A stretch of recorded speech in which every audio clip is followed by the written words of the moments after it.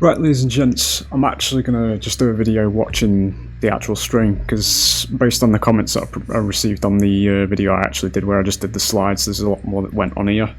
I didn't catch this because I was in work, so I'm sort of trying not to look at the chat in the sidebar because it's fucking pissing me off already, but, you know, we're going to see what the people that don't play the video game they're designing think the general direction of the game should go. It might get a bit heated in places, just going to pre-warn you, it might not, you know, but there's probably going to be a lot of stuff I disagree with here, because they are fucking clueless, so we'll have to see how this goes. When does it actually start, this? 13 minutes, oh there is it? And explain what we're doing here. Right, hang on a minute, where are we? There, right, let's go. We're going to pause in places, because I'm going to, you know, provide my opinions, my input, basically, on things that they're about to say. So, yeah. Right. Hi, everybody. Welcome. Hello there. Sorry for the wait. Welcome for our very first... Hi, happy people. We wanted to Let's not be stupid, first and explain what we're doing here, why we're doing here, how this is different from what you're used to. So that's what I'll do right now. Basically, we have every chapter we do a nice big stream with awesome trailers and assets and cosmetics and things like that. And we wanted to, on the flip side, have something for our more of our core community. For people who really want some deeper details on gameplay things and other changes, and so timing lined up really. The core community, ladies and gentlemen, let me just say something about this right now. The core community, this sort of implies the people that have been here for a while. These players are not exclusive to one side. I'm not going into the side that was versus them shit with this. I'm actually just saying you're literally talking about people that have been with your game since the very beginning and actually know more about the game than you do, because they've been playing this shit since 2016. The team has actually changed over that year as well, so you who are physically sat on these chairs right now have not been here as long as some of the players like myself and others have been here. And, you know, you're talking down to us apparently as, you know, we don't know what we're talking about, all that kind of shit. Just something that rubs me the wrong way, boys. Nicely, because we have our PTB coming up in a couple weeks, so we thought we'd sit down with... One more. We've got a PTB coming up. You know what that means. Behave your PTBs, ladies and gentlemen. Do you remember the Walking Dead PTB? Yeah. Yeah. Very intrigued to see what they changed there and how they listen to the feedback, and you know the complete actual quality assurance that goes into it. You know, when there's bugs on the fucking loading screens pre-match and all that kind of stuff. And then we also release badges to take the piss for the very naive people in the player base that don't actually understand what it represents. Because as a company, a multi-million-dollar company, you are literally making the most elementary fucking mistakes imaginable and then celebrating it, basically. That's what the badges were. Don't complain about it, though, boys. It's a badge. Be grateful. A bunch of people and talk about what's coming in the PTB for you to test. Introduce you to the wider community team. These are the people that if you're being mean online, you're being mean to these wonderful people, so hopefully you'll stop. And this is it's going to be a very different thing. We're going to be much more casual. We've got laptops. Yeah. I don't have a script. I have bullets that I'm going to follow. And I want to introduce you to devs. So it's really our oh, please do. I'd be very interested to hear what they've got to say. On our relationship with the community. Because apparently there has been a few spicy takes in this particular stream some people have been letting me know about. Also to give you more transparency on things that are coming. So, you might have noticed someone's missing that you've probably seen on every other stream. Dave. And that would be Dork. And the reason Dork is missing is not Dave now? Actually because she's here. We can't do a stream without her. Literally, she's actually running the stream right now. There she is. Yay! Hi, Dork. How are you? I'm doing well. Are you doing well? Are you stressed? I am. So this is it. That's what I'm saying. It's fucking insane how they've got her on a fucking webcam, dude. Can you not just, like, literally sit her on the chair? She's running the boards in the back. There are 1,300 people at this company, dude. The show. So let's get into it. I've chatted enough about myself. Let me pass it to Dork to just kind of walk you through what we're going to do on the show.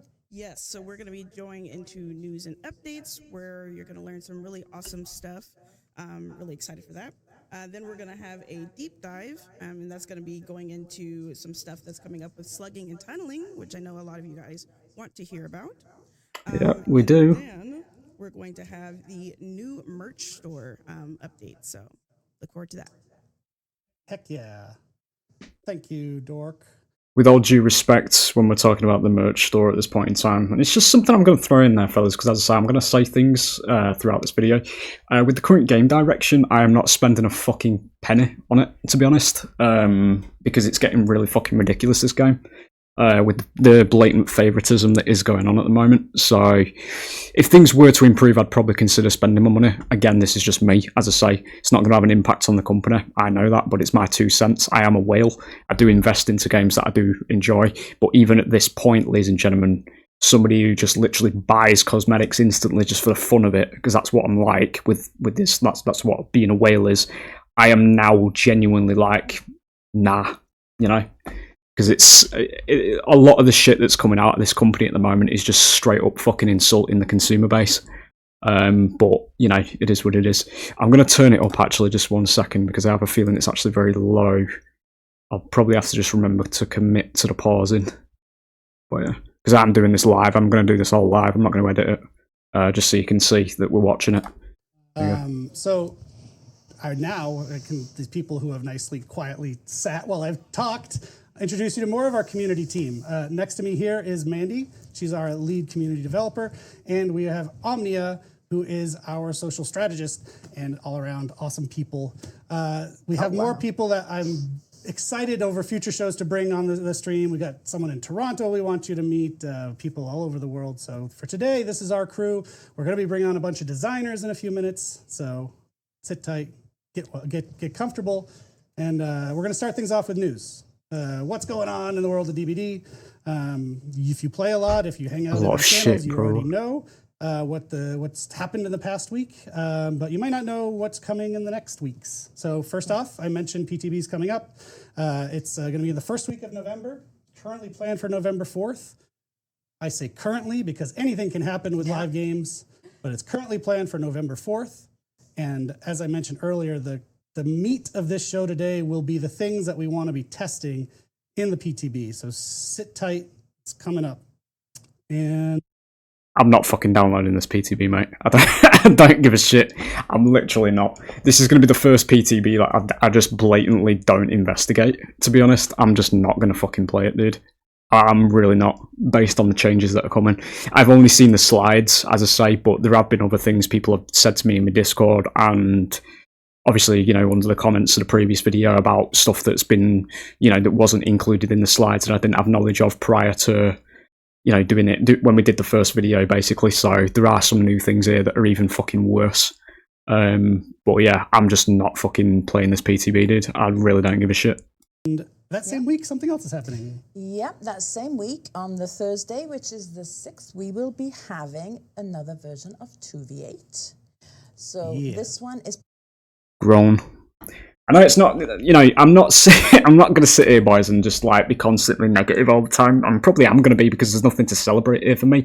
But right, I'm going to say this, yeah, because I actually said this to myself earlier on. I was going to squeeze it into a video. I was going to do it at the beginning of the 2v8 one, actually, when it actually did come out. Big thank you to Konami for giving us, you know, the Dark Lord skins, giving us the Pyramid skins, giving us the Cheryl Mason skins, you know, all that kind of stuff. I don't give a shit about 2v8. It is fucking boring, boys. The first 2 rounds, the spark's there.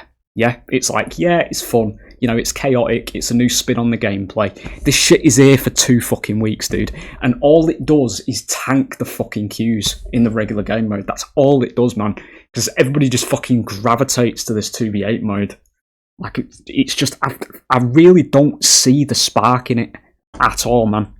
And it lasts 2 fucking weeks, dude. What happened to Lights Out? You know, the one that was the one that actually looked like a horror game, dude. Lights Out was some of the most actual fun I'd had in the game for years. when that came out, both on Killer and playing as Survivor. Survivor felt like a fucking horror game in Lights Out. We've not even fucking seen it since Castlevania came out. I think the Castlevania Lights Out was the last one they did, actually. Which is literally over a year now, since we last seen it. And now we're on like the fucking 6th or 7th iteration of this 2v8 shit that just tanks queues, dude. Planned for November the 6th. There is something new about this one in that Legion is not going to be in this version. Who was that? Legion is not going to be in this version. Look at him smiling. Our design team is look at the chat. Fuck me. Fucking hell, dude. Oh. The design team want to relook at that, trying to... Hi everybody, we've just deleted a character because we don't know how to design him properly for 2v8, you know? Oh, Twitter applauds, you know? Fucking hell, dude. Get that power to work on accurately in the mode without being causing any problems. Problematic, yeah. Inconveniencing survivors, yeah. They do, it's a shame, innit? Yeah, I think a lot of let's go. I'm reading. I've got chat open on my laptop, so it's a shame in the PvP game, boys. Away, yeah. We're not going to spoil the content of that 2v8, but they've if there was some stuff. It's pretty exciting. If there was anybody that was actually problematic in 2v8, mate, I'd have said Oni was worse. Oni was literally just running around fucking slugging people and doing fuck all else. It was Oni that was more of an issue from my perspective when I played Survivor, dude. He was literally running around and just fucking downing everybody and just slugging everybody. Having to fucking heal every 2 minutes against the Legion's not exactly bad because you can just fucking heal it and then carry on doing your gens, you know? Like, there's literally fucking 8 of you in the trial, dude. He's not going to be literally on top of all of you all the time, like Oni is, because Oni's got traversal. Oni has a far faster traversal and he insta-downs. You know. Fun. It's really fun. But we did want to let you know about Legion. We know that's a frequent topic. Yes, and it's one of the best versions of 2v8 ever. Yeah. Yeah, because Legion's not in it, is it? Next, Preach to the choir. On Discord, actually. We do, yes. Now, this might be a surprise for some, but as you all know, DbD is a community-run Discord. Not for much longer. We've been working really hard with the crew and Daisy at the Discord, who are utterly phenomenal and have done an amazing job over the last few years. They've run it tremendously They well. have. They've done it. They've taken to this Discord to, a solid built height. A beautiful community. Yeah. So we want to take a more active role, and we want to make Discord to be one of our main focuses of our communications. Yep. So the Discord is going to be becoming official again, and we will be owning the Discord. Doesn't mean we're going to jump in and just pull plugs on everything that's going on. We're quite happy with how it's going. We'll see how long that lasts. We will fucking see how long that lasts, because every time a company does this, whenever it's community ran, all the companies, not even, this isn't a dig at behaviour, this is just a company thing in general, they fucking bastardise it. And they switch it around and they make it corporate and all this kind of wank, and then it gets ruined and people lose the spark of it loses the feel of a community, basically. So we'll see how this goes, you know. But yeah, it sounds like they're just literally hijacking and taking control of the community Discord, basically, which is what this is. And this isn't exclusive to behaviour. This is just something that companies do that I don't like. It's fucking scummy behaviour, to be honest. If your community's made an hotspot for the community, it should be ran by the fucking community, you know. You're supposed to be developing the game and designing it and all that kind of stuff, not fucking meddling in what everybody else is doing within your community things. That community ran space is something that you don't have to prioritize as a company and as a developer, because it basically self-sustains itself, you know. It's for the community, by the community, you know. Like, that's sticking your fucking nose in that. Really kind of want to be a value add, which is a boring marketing person way of saying we want to be helpful. Level the you see, he's talking about marketing already. Once we're official, we can do a lot of cool things. We're in touch with Discord all the time. They want to do cool things with us, and we want to do cool things with them. So this enables that. This enables... That's a perfect corporate sentence as well, boys. Just want to throw that in there. They're eager to do things with us. We're eager to do things with them. Us to focus on this as a major channel for us, we've been supportive of the Discord, but now we can focus on the same way. Again, it's not exclusive to behavior. This I'm just saying this is just fake as fuck. So this is a major speak. place for us to be more present and do cool things with the community. So you expect to see a lot more activations on Discord, so much more things like we've done with the Discord staging, having much more engagement with the developers and the community team. So I'm excited about what's going to come there. I'm super excited. It's going to be great. So we'll see you there. Definitely. Next up, Twitch drops. Yes, so you may already know we currently have some Haunted by Daylight drops still going on until November 4th. Will somebody turn a microphone up? You have the Legion Lantern badge and the House Party banner that you can still get until November 4th. And if you tuned in yesterday, you may know there was the Galaxy's Autumn Showcase. We hope you enjoyed the show. But we know a lot of players... Be a little louder, they're saying. If you sorry, a little louder. I'm so sorry. I'm very soft-spoken. It's not her, it's a mic. You may know yesterday we had the... Galaxy's had their Autumn Showcase, and a lot of players had some issues redeeming the drop. So we want to give you another opportunity to get it with a promo code. The code Galaxy. The one she's talking about, if you didn't know about this was a blue version. It was a reskinned version of the Michaela and Sable banner from Halloween. The one that you get in the actual Haunted by Daylight shop. The banner that's in there that you buy with the crystal things. It was a blue variant of it that was like only available for like 4 hours or some shit. It was really weird. But then they made it as though it was going to be this really exclusive thing. You'd only have it if you were there within them 4 hours, and now they're just giving everybody a fucking code for it. So I really don't understand what all this shit was about, to be fair.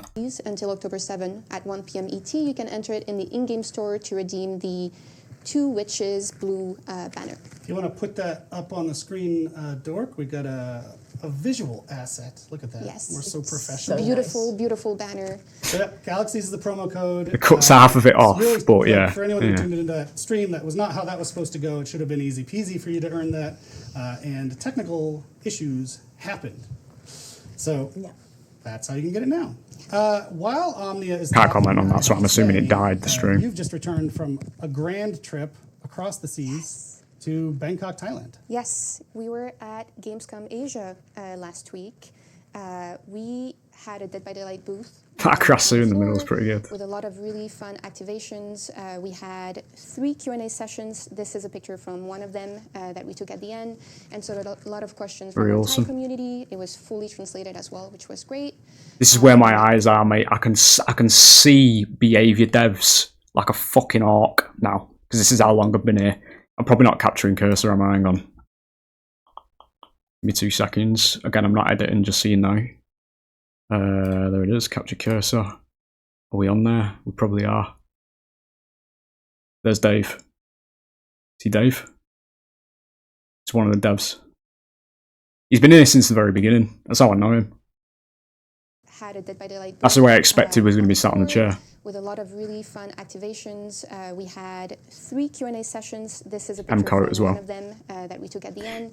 And so a lot of questions. I have spoken piece. I'm just going to throw this in there, obviously, because I'm pointing out devs here in the crowd. I have spoken piece on MCoat before, which is a bit of a weird kind of black and white flip side to me, because I actually do like MCoat. I think he's quite funny in what he does, and when he is doing interviews that he does, I do like the interviews that he does. I don't think this man takes a front row designs like a role at the front anymore in terms of the actual game's design. I think he's the one that goes out to companies and asks IP holders if they want to do collabs and all that kind of stuff now. I think that's what he's more in charge of these days. But again, I don't know that for certain, but I do think he's quite funny, to be honest. From our Thai community, it was fully translated as well, which was great. We had an art wall. We got, I think, around, like, I want to say, over like the 3 days, over like 300 to 400 drawings on the wall. It was absolutely beautiful to see. And a lot of artists, I have to say, at Gamescom. We were very surprised, like, great quality. And finally, we had a life-size Krasu at the booth. Goodness. Oh, there it is, yeah. So beautiful, so gory, so bloody, and it was made by Eranos. You may already have heard of him because he was responsible for the fan-made Dead by Daylight theme cosplay booth at Gamescom in Germany. earlier this year. So absolutely super talented, and you can see it He's here. a prop designer. Yeah, we went to Germany and we hung out with him for a few days there, and we thought, oh, this could be a cool opportunity to work more directly with him. Hey, can you build us a disgusting, dangly organ body and ship it to Thailand? And he did it. Amazing stuff. Shout out to Aranos. Really cool guy. Yeah, and a beautiful, beautiful grass suit. Yeah. So, still got some more news, and we'll get to the meat that I told you about. Haunted by Daylight. Yeah, so Haunted by Daylight, that's been running a couple of weeks now. So Please change it back to Blight. Haunted by Daylight is dog shit. Blight was just so much better, dude. Going around the map, like, actually, you know, filling vials with postular plants and all that kind of stuff, giving survivors secondary objectives, all this kind of stuff, and just getting rid of the bright Fortnite shit. Please do it. I'm hoping this year with the little orange tinge that everything's got to it is a transition kind of thing where they're going back to Blight, because Blight was just so much better than this shit, dude. we It's made some fucking... adjustments this week. We adjusted the quests. We hit everybody, and we agreed that 15 hooks in the void was a lot. Yeah, it was. So we reduced that down to 4, which we think is a much more manageable number. Yeah. Those who already were partly through the quest, that is being granted retroactively. I mean, your boy did the full You can have 15, again you know, before but that all starts to adjust those. That it was a something lot. that we saw 15 happening. was ridiculous. So that has been done on Wednesday, and we also altered another complete quest, which is the completion quest, where we reduced the number from 20 down to 18. So taking into consideration that, because it was quite a lot of numbers. We got a lot of people bragging in the chat they had no problem doing I it. know. It's like, yeah, I wish. Yeah, but you can't expect everybody to I be think I was at constantly playing the 6 game because they're by not the fucking end of recording it, for it. but- Like, I have more And anybody just 'cause I who see plays this people game nearly daily. asking on Twitch why we're not on YouTube, but we're not on YouTube today. We didn't get the connection working, and we didn't want to make people wait any longer. So that's why we're on Twitch, not on YouTube. Maybe next time. Yeah. Twitch is better. Don't say that. And we can see we're live because It sounds we're like reading Twitch the chat. is Switch. You also had an update there. Yes. That was a good. That Right? was so Isn't that good? smooth. Yeah. Stop licking each other's asses, please. Just go on with it. Update yesterday.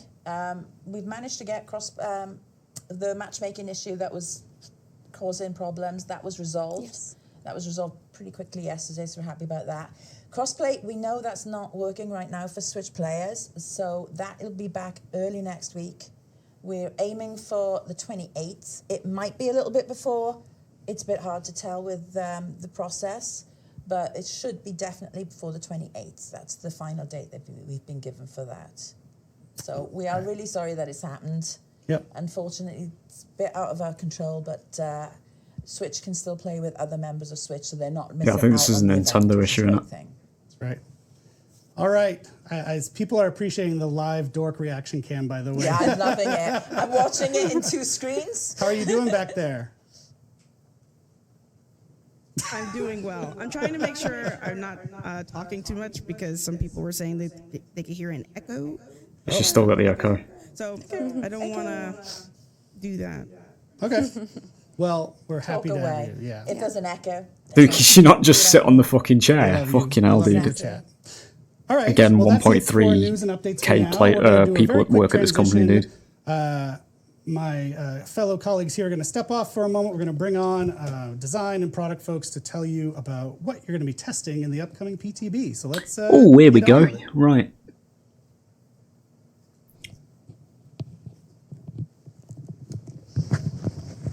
Do I need to be here for this, or is this transition? No, it's just transition. The Is it team. forward? So, There you go. with that in mind, or, About here, probably. Right. So these, ladies and gentlemen, these are the people who want to tell you, as a 6K hour player, that you don't understand the game that you're playing, oh, but hey, they do. Hi. People that play it for like Welcome 2 to hours a Dude day, Time. if that. This is a segment I'm very excited for. Like I mentioned, we want this show to be a place you can come get information that you'd normally have to get in a long blog or in patch notes and things like that, and get them from our designers, our product folks, our art folks, anyone that we're able to get on the stream. I want you to meet more of the team. So with that in mind, today, like I said, we're talking about the upcoming PTB, which is just a couple weeks away. It has a bunch of cool things that you're going to find out about in a moment. And this is not, again, this isn't like a boom, flashy trailer reveal. This is really about stuff we want you to test, okay? Testing mindset, not My dude, ease and content. you've said this about literally 10 fucking times. Are people like this on the internet these days, fellas? Seriously, do they have to have everything explained to them about 6 fucking times? You know, actually, before we do, the thing I'm most excited about for the whole format of this show is where you're going to use PowerPoint. PowerPoint is going to be central to the show from here on out. Right, this is where the slides come from, innit? This is where the slides are going to be, innit? I want to quickly interject and just say that whenever my wife says what I do to people, excel in PowerPoint. Yeah, We're not proving her wrong right now. Don't fucking care about your wife, dude. We've got Justin, Oh my he's our God. product manager. We have Diego, who I think you've never been on before, so you're a new face. Diego's awesome. You're going to love him. Lead UX designer. Exactly. And we've got insane, Jeff, dude. who has appeared from time It's to this time. happy, wholesome fucking work environment shit, innit? Stagings with Mandy on Discord. I'm the voice, or the face behind the voice. Anyway, that's me. Jeff is our designer extraordinaire. He's done live balance, live design. He's done killer design, and today he's here to talk about. This is my transition to you. Our reduction Okay, systems right. for tunneling. Nice to put a face to the man. Nice to put a face to the man. So this is the man that's making all the wrong decisions. Okay. So this is the man who is responsible for any of the nerfs that are coming along based on what I'm getting from this here. So this is the man we're going to be listening to especially here, ladies and gentlemen, because as we always say, and as they've been saying themselves, they know best. So we're gonna listen carefully to what this absolute fucking maestro has to say about the current state of the game. You know, as we head into the meta of Nurse by Daylight, based on the upcoming changes that are going to be coming, and I can only assume by virtue of this man. So we'll listen to what he says. So let's get into it. Yes. All right. So as Eric so nicely put, we have a lot of PowerPoint to go through. So I apologize. I'm going to try to make it as exciting as it can be. So the first question people might ask is, why are we doing these things? Why are we looking at these strategies that people employ to play the game? It's a valid question. It's quite simple. Face camping, tunneling, and slugging were in the top 5 reasons for people uninstalling the game. And, you know, we as developers... Said this in the first video we did. Where's the numbers? Where's the numbers? You've got them all in the fucking chat already going on about facts, Slay Queen, facts, all this wank. Where's your numbers? If you're going to say something like this based on a play style, right, where's your fucking numbers? Give them show numbers, show a percentage here, right? You know, with proof of it. Actual valid proof, right? Because, again, as I said in the first video, this is fucking hearsay. It is literally fucking hearsay. You know? You might say it here in a minute, and this might all be null and void, but this is fucking hearsay. It's literally... It don't mean anything. It literally does not mean anything unless you provide proof of it. I'm so sick of this fucking generally accepted bullshit that surrounds this game, dude. They go on about how they change things or things have numbers that have been attached to them, and there's literally barely any kind of concrete evidence to it. In situations like this, dude. Myself as a player, we want the game to last long. So to make sure that that happens and that the game can keep going as long as it can, we have to address the issues that people have or the players have with within the game. So I'm going to touch on this as well because this leads back to my general existence in the ASIM genre and understanding how ASIMs work. This is something that generally, and I'm not going to sit here, fellas, right? And I'm not going to just pick apart everything he says and say everything that he's saying is negative and all this kind of shit, right? Because I'm doing this out of passion for my favourite fucking genre, right?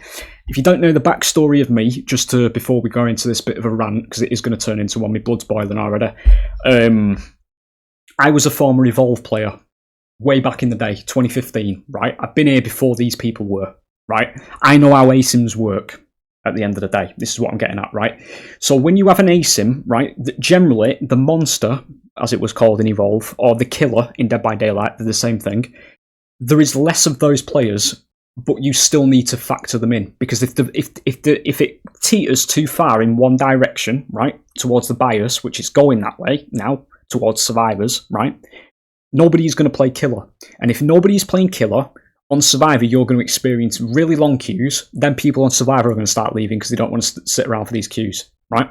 That was kind of the situation that happened towards the end of Evolve's lifespan, where it sort of got really shit to play in a general sense, the game as a whole, because of what they were doing to it and all that kind of stuff, and also because they were locked into a 4-month update schedule that was just destined to fucking fail.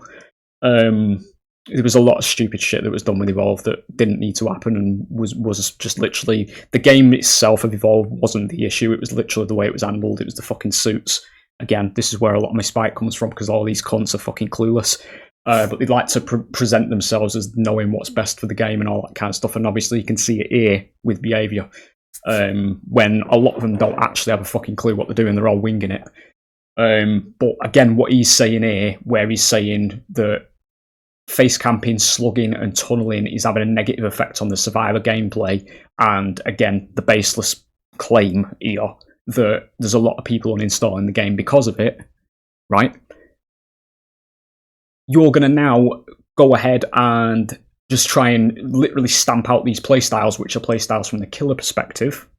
So killer gameplay is going to get more frustrating, even more frustrating than it already is, because there's already numerous second chance mechanics in this game now, numerous ways to escape negative situations that survivors get put in, because every time they actually get put into negative situations, usually by their own stupid mistakes, they fucking whine about it on social media, you know, and then try to parrot it and spin it in this fucking nonsense that killers are toxic and the killer mains are the ones that are complaining all the time, when, as somebody, again, who has been here since 2016, the general overall atmosphere of the game, whatever you want to label it as, has always been the killer players adapting to the fucking shit that is put in the game to carry whiny fucking survivor players. You know, it is what it is. But again, here we go, continue. Face camping, slugging, and tunneling are 3 of the issues that we have to address. Oh, right. They're not issues. Yeah, I forgot that. I'm going to have to stop again here. They're not issues. This is how you play a fucking ASIM. I've said this in the past, boys. I said it in my previous video. Back in the day, we'll bring up the Evolve example, because obviously there was a couple of people who brought that up and said it was a good analogy in the previous video when I did this again, so I'll just relay it here for you. Back in the day of Evolve was a combat-based ASIM. It was the same format, though. It was both these games, both Evolve and Dead by Daylight. They're both 4v1s. In Evolve, it was 4 hunters against 1 player who would take control of a giant monster that was going to evolve through the match. Every time it evolved, it gained a blanket increase to HP, damage, and abilities.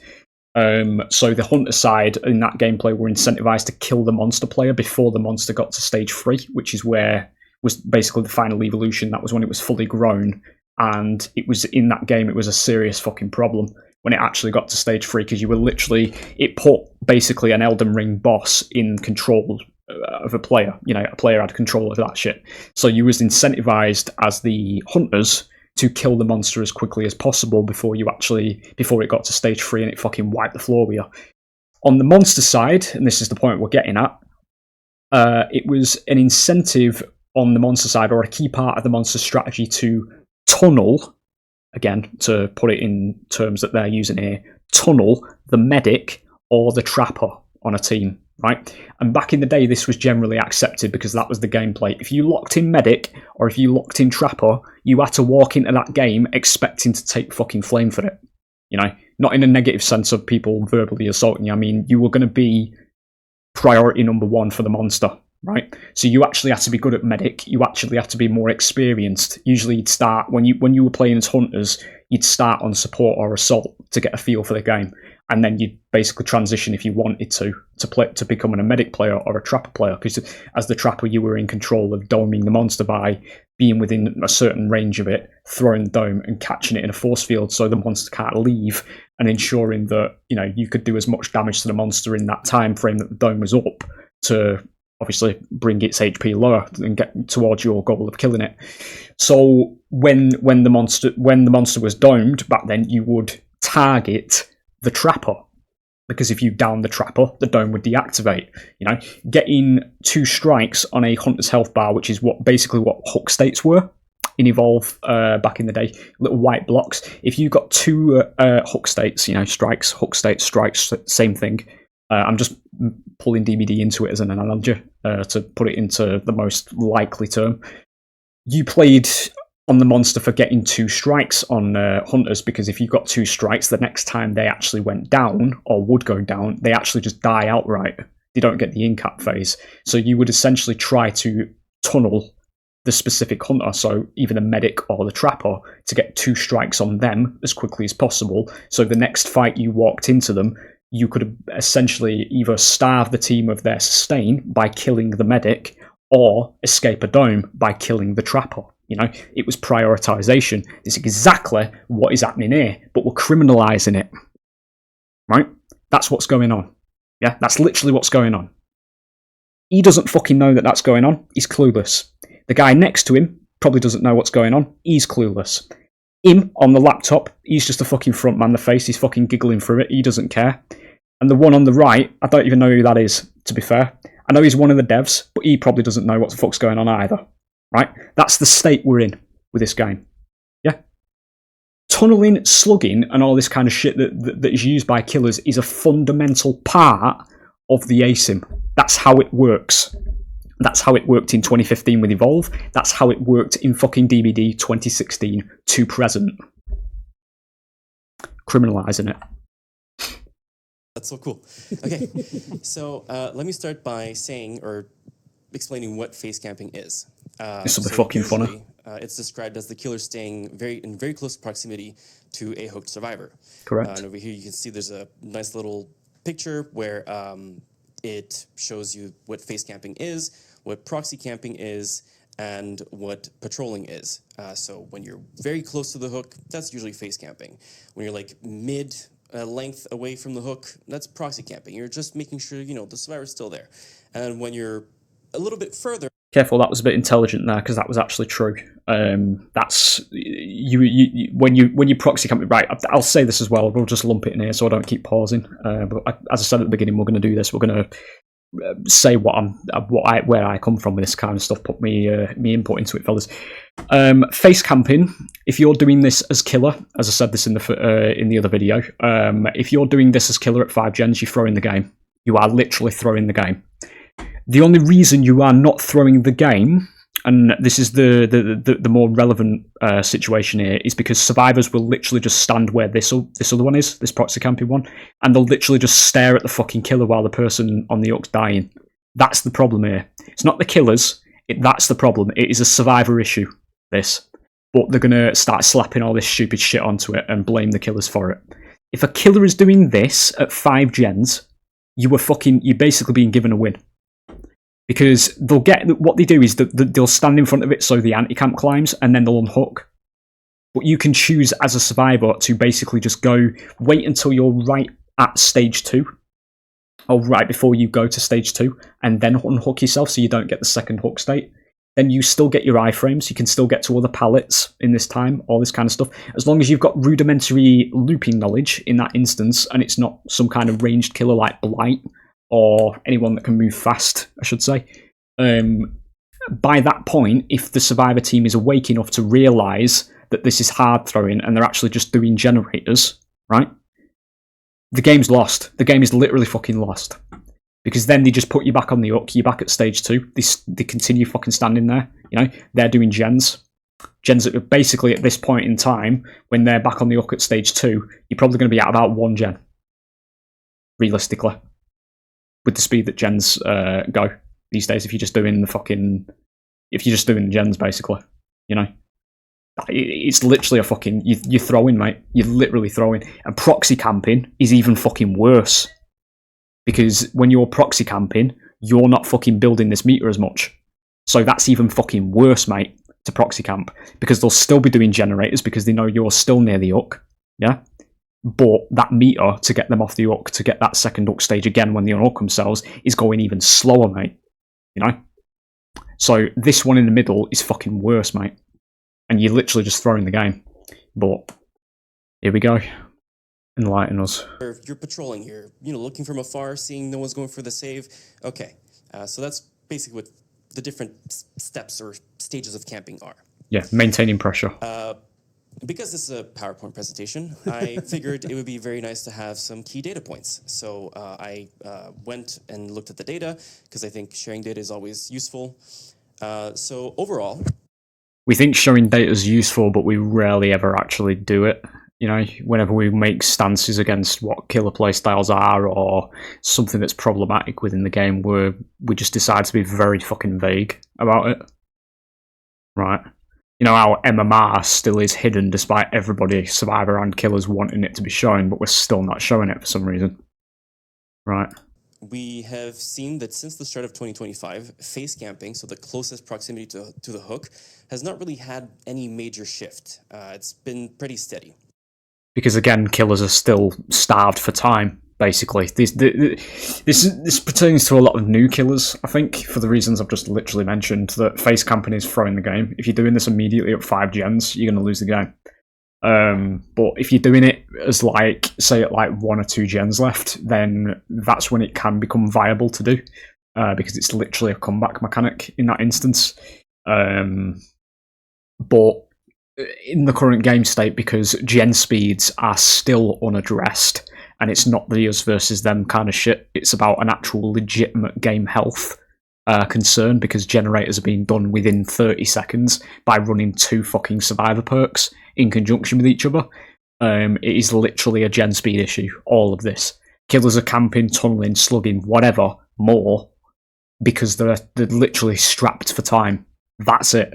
It is a gen speed issue, not a killer issue, but here we are. Again, because we don't know what we're doing. We don't play the game, we don't test it, we don't listen to people like myself or any other streamer that has thousands of hours in the game, you know. We just live in our echo chamber, we know what's going on when we don't. Which is kind of a weird thing to talk about, but, you know, that's the data. Patrolling, which is when you're further than 20 meters away, has increased a little bit. So killers tend to stay closer to the hook by about 3 seconds, as opposed to, you know, before 2025. I want to briefly touch on this. Patrolling has slightly increased. This is probably because a lot of killer players are actually resorting to face camping, because face camping is required in that given situation, and by the very human nature of the killer player, they literally want to move away from the hook, but they know if they do, they'll probably lose the game. So they're just basically trying to cement the kill that they've got on the hook at that point, whenever this is coming into conjunction with each other. Because if you move away and you don't get that kill, because it can literally last second res. I get this done to me quite a lot in games, where there'll be a survivor waiting nearby. They get the last second save, and then it literally means nothing, and then you do lose, literally. So that's probably just human nature of wanting to not do this boring fucking playstyle, but still having to by patrolling, which is why it's increased by 3 seconds. And surprisingly, because again, just to elaborate, this is patrolling. This is the distant lurking kind of area, proxy to, you know, patrolling that sort of region, not face camping. Which is something that I think is fascinating, because it could imply that survivors are learning to not rush on hooks, which is great. Survivors take more time to go for rescues, so you will leave your teammate on the hook for a little longer because you're going to finish that gen. Okay, so the man's self-aware at least. The man understands what's going on. You know, they understand that you can actually use hook states as a benefit on the survivor side. So when he's just said literally what I've just fucking said. When you throw a game by face camping as killer, if you see a killer lurking near a hook, you know they are not going to leave, right? You go and do fucking generators, and then you just literally fucking win. That's it. You know? He's literally just fucking said it there. Fucking hell, dude. And that's usually a good thing. So yeah, good job. Good job, yeah. Good job learning how to play a fucking ASIM. Good job, yeah, good job. Don't fucking... We're going to still listen to you, though, when you start fucking whining on Twitter and being dead entitled and all this kind of shit, because you're insured to your escape no matter how shit you fucking play the game. Yeah. We're still going to cater it to you, though. But, you know, we had a slither of grey matter there for a second. Oh, you're actually learning how to play the game. Yeah, but here's more iframes anyway. Here's more shit that's going to push us into the nurse meta, you know. for key data points Fucking is hell. when the resolve bar fills, so that's the bar that fills up when you're being camped, there's a 10% increase in escape rates. So Right, this was something that did confuse me. We're going to be stopping quite a bit here because he's going to go through it, obviously. They're calling it the resolve bar. There was people in the comment section on the previous video that did confirm this for me. The resolve bar is the anti-camp meter, but they literally refer to it as the resolve bar, and then I think it's in one of the upcoming slides. They refer to it as the resolve bar, and then literally in the next bullet point down, they call it the anti-camp meter. Just literally call it the anti-camp meter. That's what we all know it as. Fucking resolve bar. Face camping mechanic or reduction that we implemented, I think it was last year, 2 years ago, actually has an impact on how the matches go. So here is a breakdown by MMR. So you can see that low MMR killers tend to face camp more than mid or high MMR killers. Again, yeah, this is what I've just said to you, because at low MMR, the less experienced as killer. When you're first starting out in this game, you're immediately going to think that getting somebody on the hook and just sitting in front of them is a good thing. It isn't. You are throwing the game as killer when you're doing that. If the team is actually wise, as I say, but it is a rarity that they are, so in a lot of situations as well, you probably will win the game by doing that. But once you actually get to high MMR, as you can see, 0.9%. Because survivors in high MMR actually just do fucking generators, and then it's literally a negative universally for killer. But again, we're only thinking about 3.1 in low MMR, something that is literally a temporary bracket for everybody that plays this game. And by virtue of the way the MMR system actually works in this game, no matter how badly you play the game on both sides, you will always end up at high MMR. Because it's an MMR system that shouldn't exist because it's a fucking party game, but we're still clinging to this MMR competitive esports shite that is ruining the fucking game anyway, and just throwing a spanner in the works of balance across the board. Yeah. And in terms of maps, Raccoon City Police Department West Wing. We've turned the face cam into the slide there. See that? 1,300 employees, by the way, guys. For face camping, and Wretched Shop is the lowest. And I put some stars beside those because while that's what the data says, we would have to. Is anybody going to realize? Like why that is? Because we could argue that RCPD is very narrow. It's got not a lot of room, so you spend more time. Just give me a second, because I was taking the piss there. I just want to see what you said about that. We would have to do a deep dive as to why that is. Is this in reference to low MMR killers tend to face camp more than mid or high MMR killers? And in terms of maps, Raccoon City Police Department West Wing is the highest percentage for face camping, and Wretched Shop is the lowest. And I put some stars beside those because that's because RPD is just dog shit. The data says we would have to do a deep dive as to why that is. Because Wretched Shop's a bit weird, but RCPD is very narrow. It's got not a lot of room, so you killers will face camp more on say an indoor map. This isn't exclusive to RCPD because indoor maps literally cancel about 80% of killers' fucking powers because you literally can't use anything in chase because it's all winding corridors. So if you're playing something like Huntress, you'll probably never get hatchet shots off. If you're playing someone like even Blight, getting through fucking doorways will be a problem. Anything like that, it literally just destroys killer powers. So there's going to be more camping on that to add pressure, which is what this will be as a whole. Because indoor maps, you just literally can't play killer on. I'm a Larry main, so I already fucking go and wait by gates whenever I get an indoor map.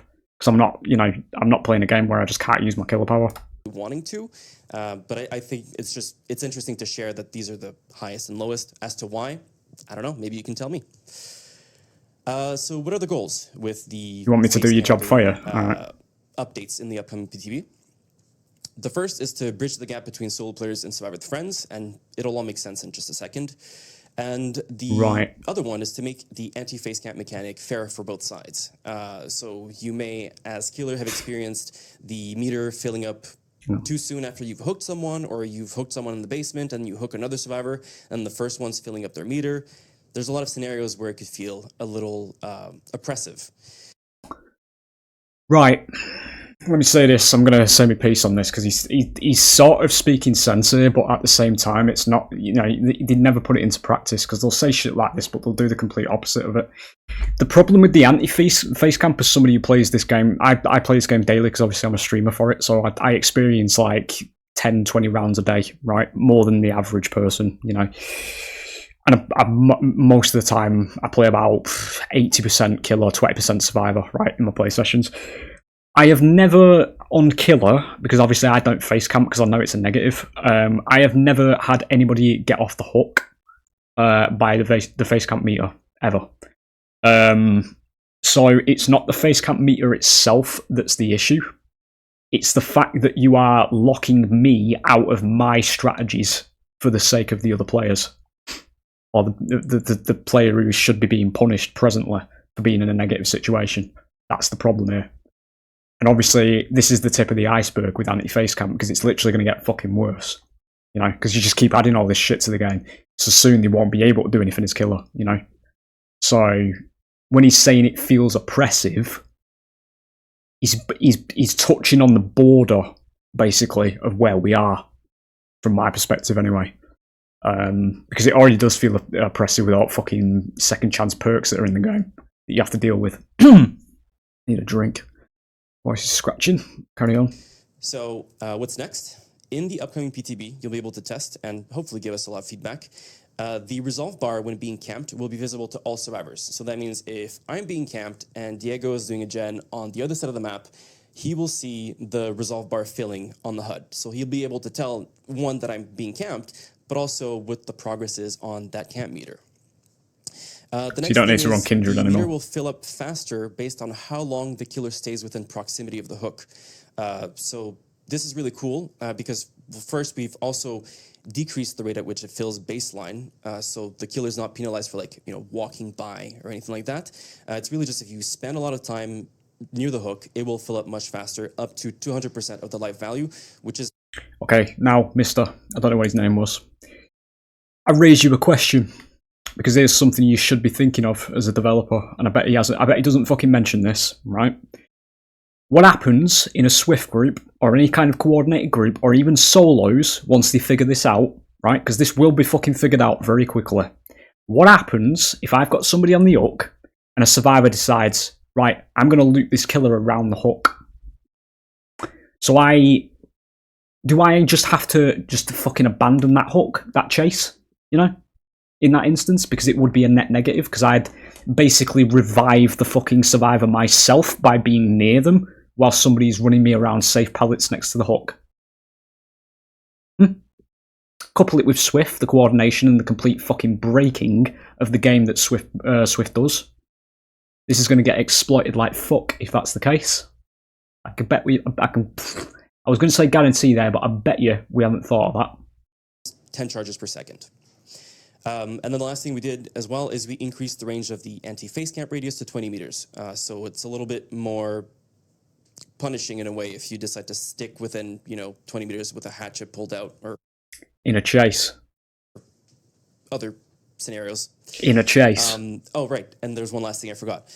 So in a chase? Initially, when you hook a survivor, there's a 7-second grace period before the meter starts filling up. But that wouldn't only apply to when you hook that specific survivor. So in my example, where you hook a second survivor in the basement, that first survivor that you hooked will still be filling up that meter. Now, with the upcoming PTB, if you hook a second survivor, it will put the grace period on all hooked survivors within the area that you're in. So you won't be penalized for doing that. And here we have a beautiful video of Meg watching Claudette's demise.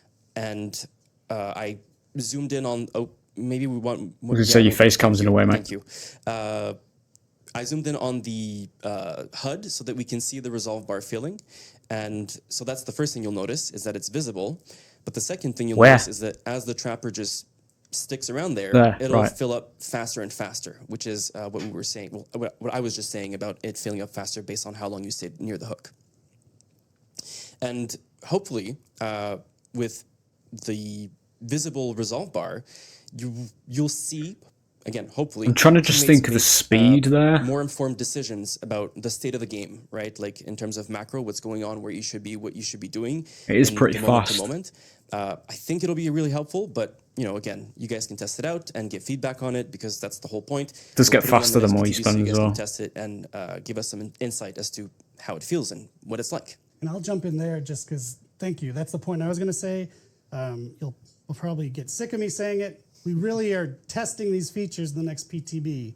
Don't like start being really upset that this is already in the game and I hate it. What we want to do is test it. We want to get your feedback with hands-on, not just based on the information. Try it out. Let us know how it feels if you're a killer, how it feels if you're a survivor, and then so many fucking brain damaged fucking failures in this chat, dude. It's insane. I've just been reading it. Yes, and everything else as well. Just the whole cheering and the haha killer mains and all this kind of shit that are losing and all this kind of just Twitter pilled bollocks that's in this chat. All these little fuckers here, ladies and gentlemen, don't actually understand the direction the game's going, because they're actually willfully cheering themselves into the nurse meta.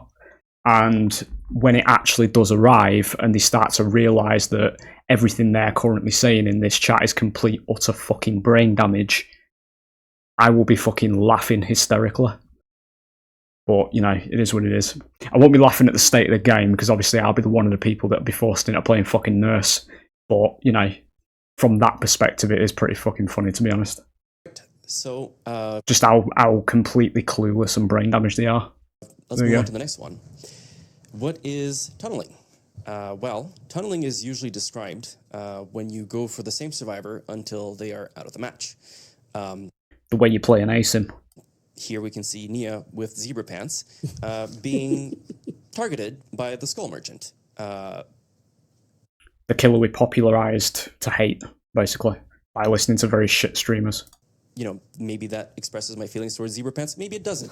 That's for you to figure out. So, key data points. Throughout 2025, we have seen a slight drop in tunneling. So these percentages... Careful, you can't say that. You can't say that. Careful. Ooh, it'll be you with crosshairs on your head now, mate. Fucking hell, Twitter won't like that. That's all they fucking whine about. You won't be happy, mate. Careful, you've got to follow it up here with something strong. Are the average... Kill rates have risen to 100%, though. Percentage of tunneling happening in matches. So, 44% of matches had tunneling occurrences. Yeah, look at the chat. In January. And when I say tunneling, there's different ways that we're analyzing it. The first one is when you go for one survivor and only one survivor from the start of the match. There's also when you go for consecutive hooks. I want to briefly touch on this, ladies and gentlemen. This is in relation to the chat, because this refers to the actual community here. Somebody else did actually mention this in my video as well. It's something a viewpoint I do share with them as well, but I've just reminded me to bring it up. Tunneling is a very loose term in this game's community. All these people now in this chat, as you were seeing it there, just going up where they're saying 40% lol and all this kind of shit. These are the people that don't actually understand what tunneling actually is. These are the people who go into a match, run around like a fucking headless chicken, get seen at the very beginning, obviously, by the killer, because you're just running around, painting the map with fucking scratch marks. You get put on the hook, right? Then they get unhooked while the killer's probably chasing somebody else, and then they continue just fucking running around like headless chickens, bouncing between generators, getting off a generator as soon as the terror radius begins to kick in, painting the map with more scratch marks. The killer finds them again, then they get hooked again and rinse and repeat. Their own mistakes, basically, Or they could be the killers could even be hooking other people in that meantime as well. Usually, what happens is they'll get hooked, get unhooked, and then the killer will get somebody else, get them on the hook, and then go back over to where they were, because they'll be near the hook. Or basically these people as well, they'll if there's a generator right next to the hook they were on, they'll strap themselves directly onto that generator, and they won't fucking move. So as soon as the killer, who is tasked with killing the survivors, a novel concept to quite a lot of these people, as soon as they see the person they have just hooked, are going to go for that person again that they have just hooked, because that's how you win as killer. But again, it's too hard for these fuckers to realise. Not necessarily the first survivor that you find, but you just get the second survivor out of the match quickly. And then there's the last one, which I'm completely blanking out on. But this is the overall of all these scenarios that we analyzed with the data.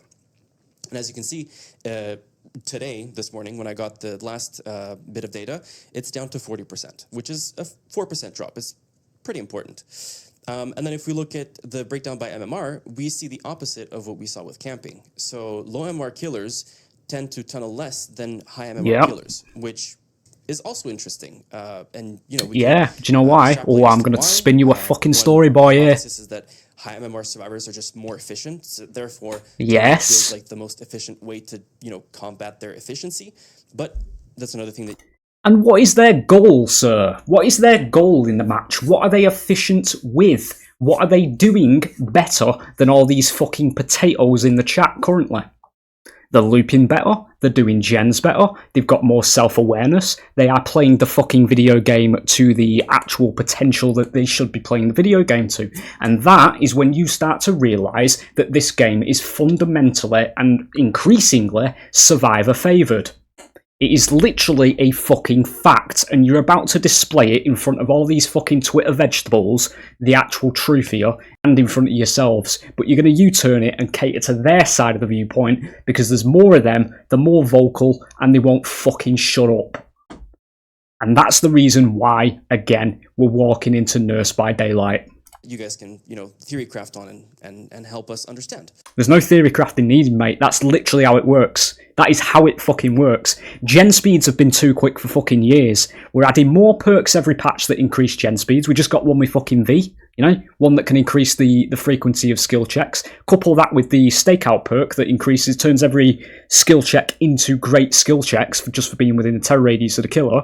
And you've got really fast, ridiculous fucking gens. Over and over. People at high MMR in any game, don't matter if it's Dead by Daylight, don't matter if it's fucking ASIM, they will find what is strong and they will play it, right? So what they've done here is they've found something strong and they are playing it. And in this particular instance, that leads to 30-second generators and an extensively oppressive speed at which one side can do their objective. So that is why at high MMR, where the players utilise this and understand it, they are tunnelling more, because that is the only fucking way you play killer at high MMR. You can't balance your asymmetrical PvP game for bottom of the fucking barrel day one players, dude. It is fucking unsustainable. It is literally unsustainable. There are so many people in this chat, on Twitter, on social media for this game that need to fucking learn how to play the game, dude, and stop fucking begging to be carried at every fucking instance of it. It's genuinely fucking embarrassing. And then in terms of... My favourite fucking genre is going down the fucking toilet, boys. Fucking hell, dude. We were so much more intelligent when we were back in Evolve. It was insane. I said it before, man, like, the weakest level, the lowest MMR of Evolve player is literally the highest MMR of DbD fucking player, dude. It's fucking insane. Of maps, the treatment theater has the highest percentage of tunneling. And yep, again, it's an indoor map. And same thing as with camping. Gas Haven's also the most survivor-favoured auto-haven map. Why this is the case, but I thought it was interesting that treatment theater, I definitely didn't expect that one to be, number one, but it is. Yeah, again, so now he is actually saying that he doesn't play the game to any degree of capacity, because again, ladies and gentlemen, this is yet another map that blocks out a majority of different killer powers.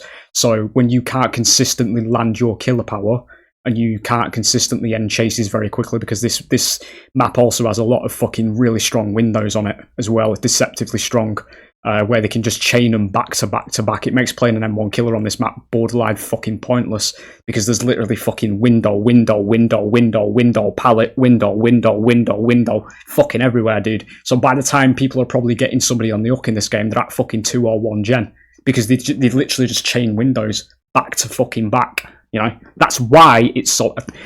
It's genuinely fucking insane to me, dude. I'm not a fucking game developer, but I could literally...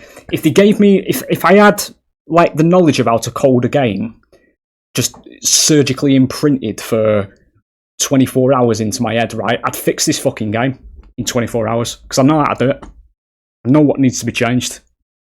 And there's a lot of tough love that needs to go on the survivor side, but it's genuinely insane to me. I'd start by literally nuking a lot of the perks, honestly. I'd get rid of anything that increases gen speed. I'd get rid of anything for killer that decreases gen speed. Gen speeds would go completely fucking untouched. The gen kick limit would be removed, so you could consistently apply pressure. The only things that would increase gen speeds is toolboxes, right? That you can bring in, obviously, at the beginning of the match, but that's all you get. Yeah? There's no consistently increasing or decreasing of the game's core mechanic all the way through it. Yeah, and then you balance the game based around the powers on killer of their numbers. You balance their numbers, you bring them in line with the speed that the gens are being done, you bring them up to the line with which the gen speeds are being done, and you equal it out and even it to the point where it becomes basically just consistently the same, you know. It's fucking insane, dude. But anyway. And then Gas Heaven, I mean, the map is pretty strong for survivors, so, you know, maybe it has something to Don't know how he knows that. do with that. But again, if you guys want to, you know, theorycraft, go for it. I think it's super cool to see all the discussions happen. Again, there's no theories. You've just literally said the truth. With tunneling, we want to ensure that every player's time is respected, and we also want to make sure that when you queue up, it means that you get to play the match. I'm sure that our survivor players have already had this happen to them, where they go into a match and they're out within like the first 2 minutes, and it never. That's life, sweetheart. It's a PvP game. If you are the weakest looper and you get caught out, you're gonna fucking die. I hate to break it to you. I'm sorry. I know, Cupcake. It's really hard. I know. But do you know what? You die, you go back to the lobby, you queue again. About a minute of your time, you're in the next game. The next game probably lasts a bit longer, you know? Fucking hell. Really feels nice because sometimes you queue up for a little bit longer than that, sometimes even longer based on, you know, what kind of game modes are on. But the point is, when you queue up, we would like you to be able to play the game and, you know, just have fun, which is the most important part. By locking the killer out from doing everything. To ensure that player agency is retained, and I'll expand on that a little bit, and I think it's the next slide or the one after that. But we want to ensure that player agency is retained, and we want to put the onus on the survivor. So. Good use of the word onus. Thank you. Thank you. I feel smart. I feel smart. He's actually smart there, to be fair, because I didn't even fucking know this word existed, to be fair. I don't even know what the fucking means. I mean, somebody explained it, somebody actually put the definition of it. It's the first time I've ever seen that word. Apparently it's taking responsibility or putting the responsibility on survivors. So basically that sentence there, I can't really go back now because of how small it is, but basically saying they're putting survivors first. So the key learnings, which they've been doing for years anyway. The first one is that the players found the proposed solution too intrusive, and to refresh everyone's memory, right, yeah. On the PTB, the last PTB that we had the unhook protections for survivors, we had the killer penalties if you did tunnel, we had the killer bonuses, and all of these things together felt like it was a little too much, which is a because very it fair was. point. And I think that the last PTB gave us some really good insight as to what worked and what didn't. So I want to say thank you for all the feedback that you guys gave, because it really helped us. It helped inform our next steps for this feature. The second point is what I was just saying from the previous slide, is that players want to retain their agency. They want to be able to make. I'm watching the chat when they're talking about this, dude, because it's so funny reading some of this shit from people that literally last about 10 seconds in chase, telling killers to get better. It's fucking insane. It's just funny to me. Because these are the cunts that are destroying the game and are going to end up in a nurse by daylight meta. And they're literally, their eyes are going to be streaming while playing. Those decisions, they want to be able to make the call. They want to be able to play the game the way they want without being told you can't do that or you can't do this. Okay, yeah, so we're acknowledging that, right? We're acknowledging that, aren't we? Yeah? He's literally just said the fucking sentence, the game with this. It's a PvP game, boys, right? Be catering to people that shouldn't be fucking playing PvP games because they're too fucking sensitive and shit at it, right? Is not how you dedicate your entire game's design. I'm not saying don't add mechanics that don't completely, you know, that literally make the new player experience complete dog shit, right? But there is actually a window here that we're stuck in where a lot of new players, particularly on Survivor as well, because it is a Survivor issue, this. I don't give a fuck. It is, right? There's a lot of people who play Survivor, and they probably a lot of them come in these days from streamers, right? Seeing them fucking looping day one trappers, right? Because that's what a lot of the big fucking Survivor streamers do. They're all fake as fuck. They'll lower their MMR to go against really shit killers. Or new killers, I should say. Forgive the vulgarity there, obviously. Because I'm getting passionate again. day one killers, new killers, bad killers. You know, some of them are just bad, and then they'll spin it into compilation content of them looping around and doing really predictable shit, but getting away with it. You know, it's like I'll give you an example. Something that I've seen ad nauseum now that just doesn't fucking work in the real world. Whenever somebody runs me towards one of the void portals, you know, where you go through to the void, they'll either try to stand in the middle of it, where I can just literally see their silhouette in it anyway, or they'll go through it and then immediately try and get behind me to go back through it, you know? Now, obviously, in their content, when they're doing this against new players that aren't going to know about this, because it's like literally their first game, you know, they add all this ADHD screeching fucking wanky fucking content to it, you know, like, oh my god, what's he doing? You know, all this kind of fake as fuck bollocks. And you don't get away with that in a real game because you just know as a killer, if you've got experience on you, that they could be doing that, you know? So all you need to do as a killer is literally, as soon as you walk through the portal, spin around. If they're not there, immediately start moving forward again, because you'll have the scratches on the ground as well that'll tell you where they're going, you know, that kind of stuff. It doesn't happen in real games, you know.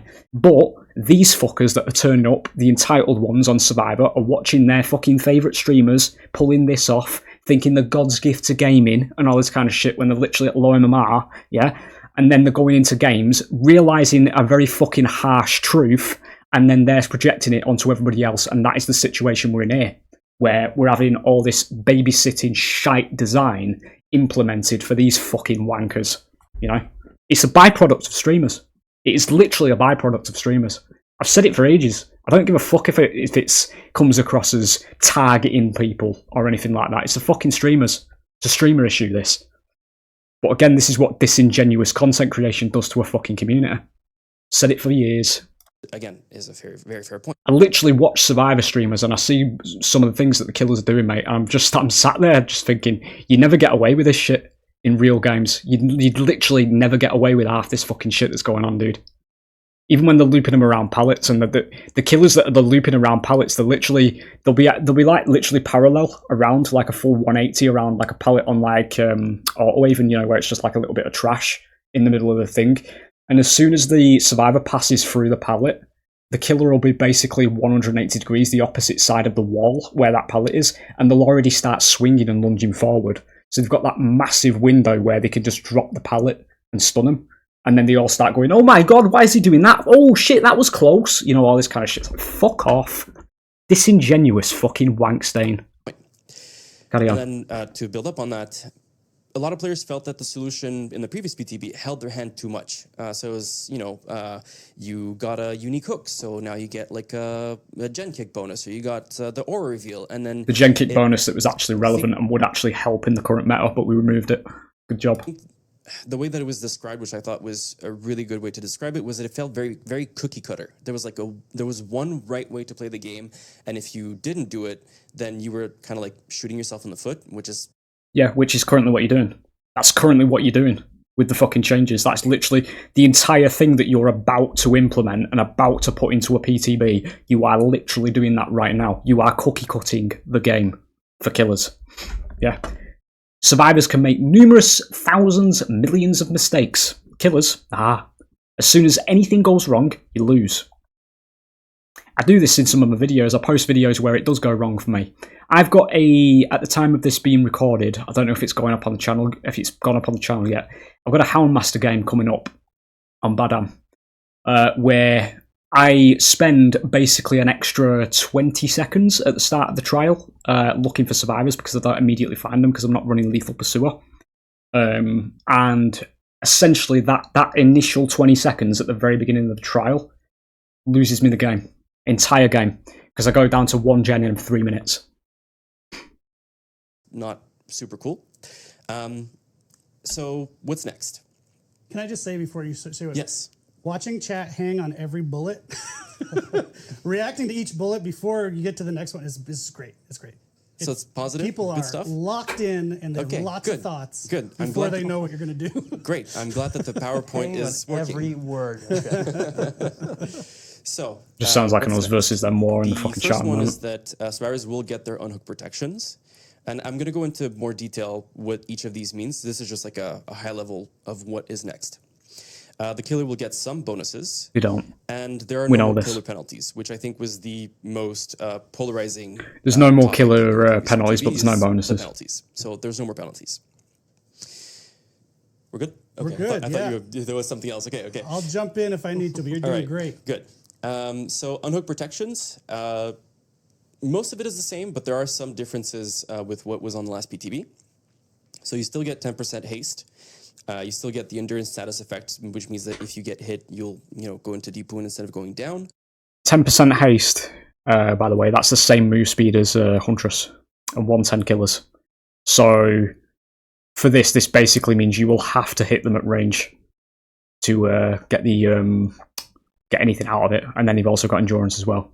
But yeah, that's basically, and it's only 5% shy of the regular killer move speed, so there's a good chance with this they get to a pallet or a window before you can even fucking do anything about it, even if you are just literally tunneling off the hook. So it's complete safety, this. There's the new status effect elusive, which means that But again, as I say, think of the situations where you're at 1 gen at the end game and you need to get somebody out. Illegal.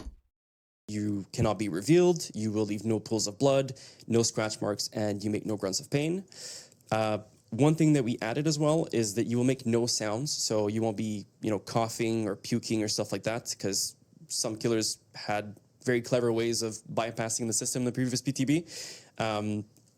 You still do not accumulate AFK points, so AFK crows will not come into play. If that was ridiculous. You shouldn't fucking do that anyway. You will still see the killer's aura within 32 meters. And these are still lost when performing a... That's a 32-meter wall axe, basically, that's going to get abused by Swift as well. Because basically you'll get your teammate unhooked, and then that unhooked teammate, even if you're not tunneling, in that instance, if you're chasing somebody else in the Skype call, they're just going to get permanent fucking reads on you. So you won't be able to down or catch up to the other survivor, because they'll know exactly where to run, because they know where you are for this duration. 32 meters. That's like literally nearly half the map.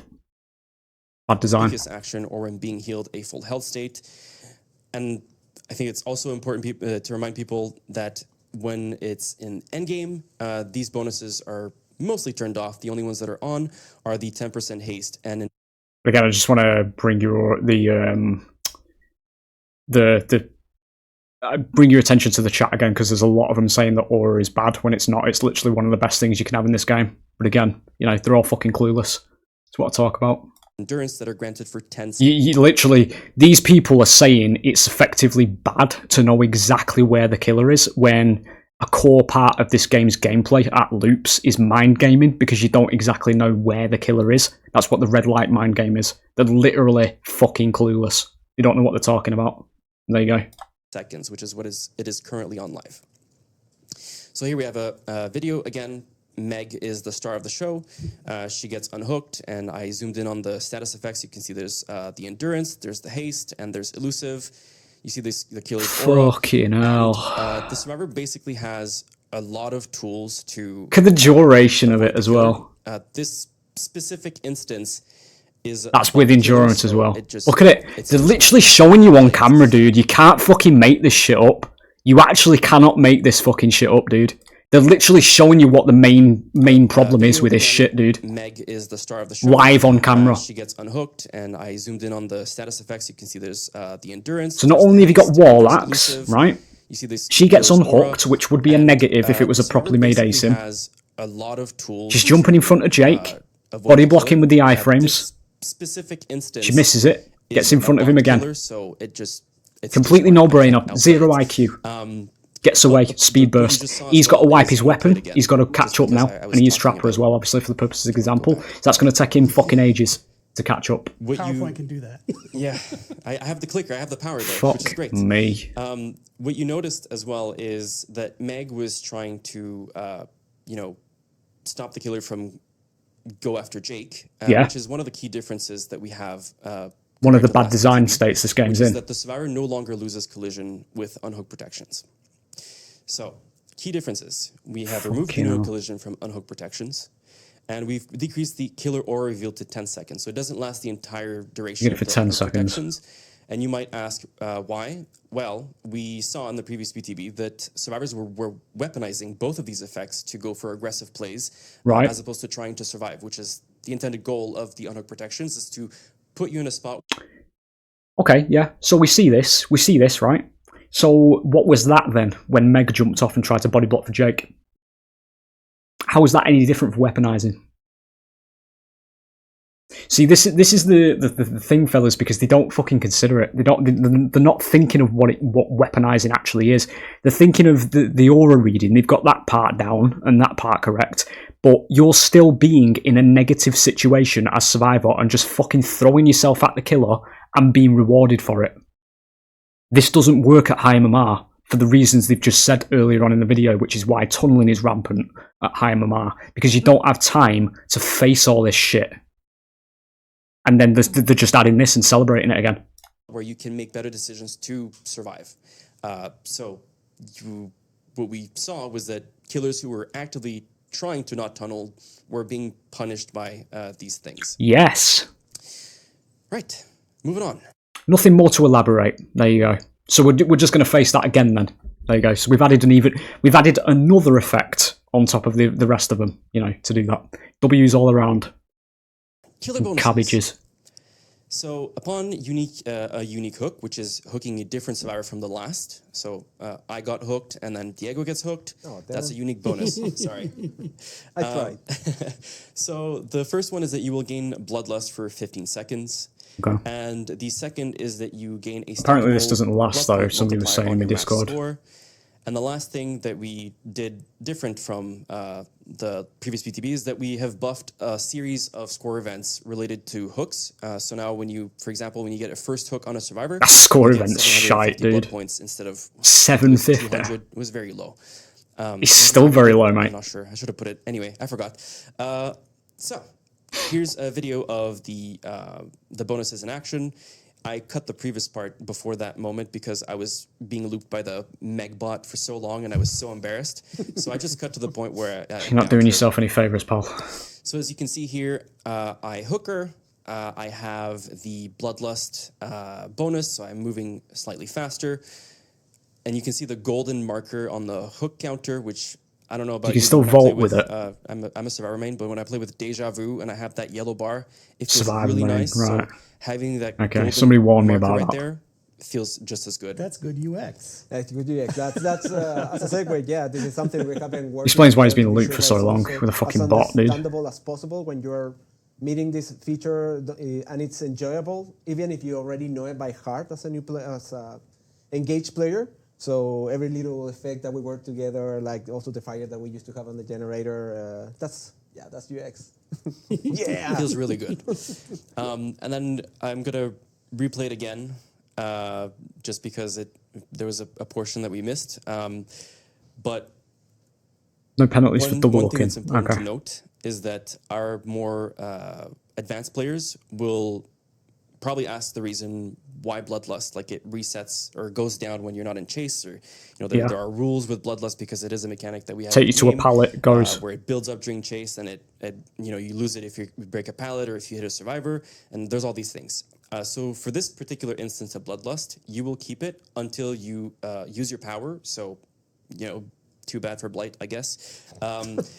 Or if you Yeah, lose your chase. gotta fucking the reason preach why to the is because choir, aren't with you? Internal testing, we found that if you had Bloodlust and you would just enter a chase, you could just continue building it up to tier 2 and tier 3, and that felt quite oppressive in certain scenarios. And of course, I So would it's- remind everyone, yeah, it's useless. This is to test on the next BTB. So if you test it with the current iteration where it's tier 1 Bloodlust, And it you have resets feedback on upon that, entering please, another take chase, that right, feedback. okay. It's really, really So it still crucial doesn't for us to LPM 1 develop killers this then? feature.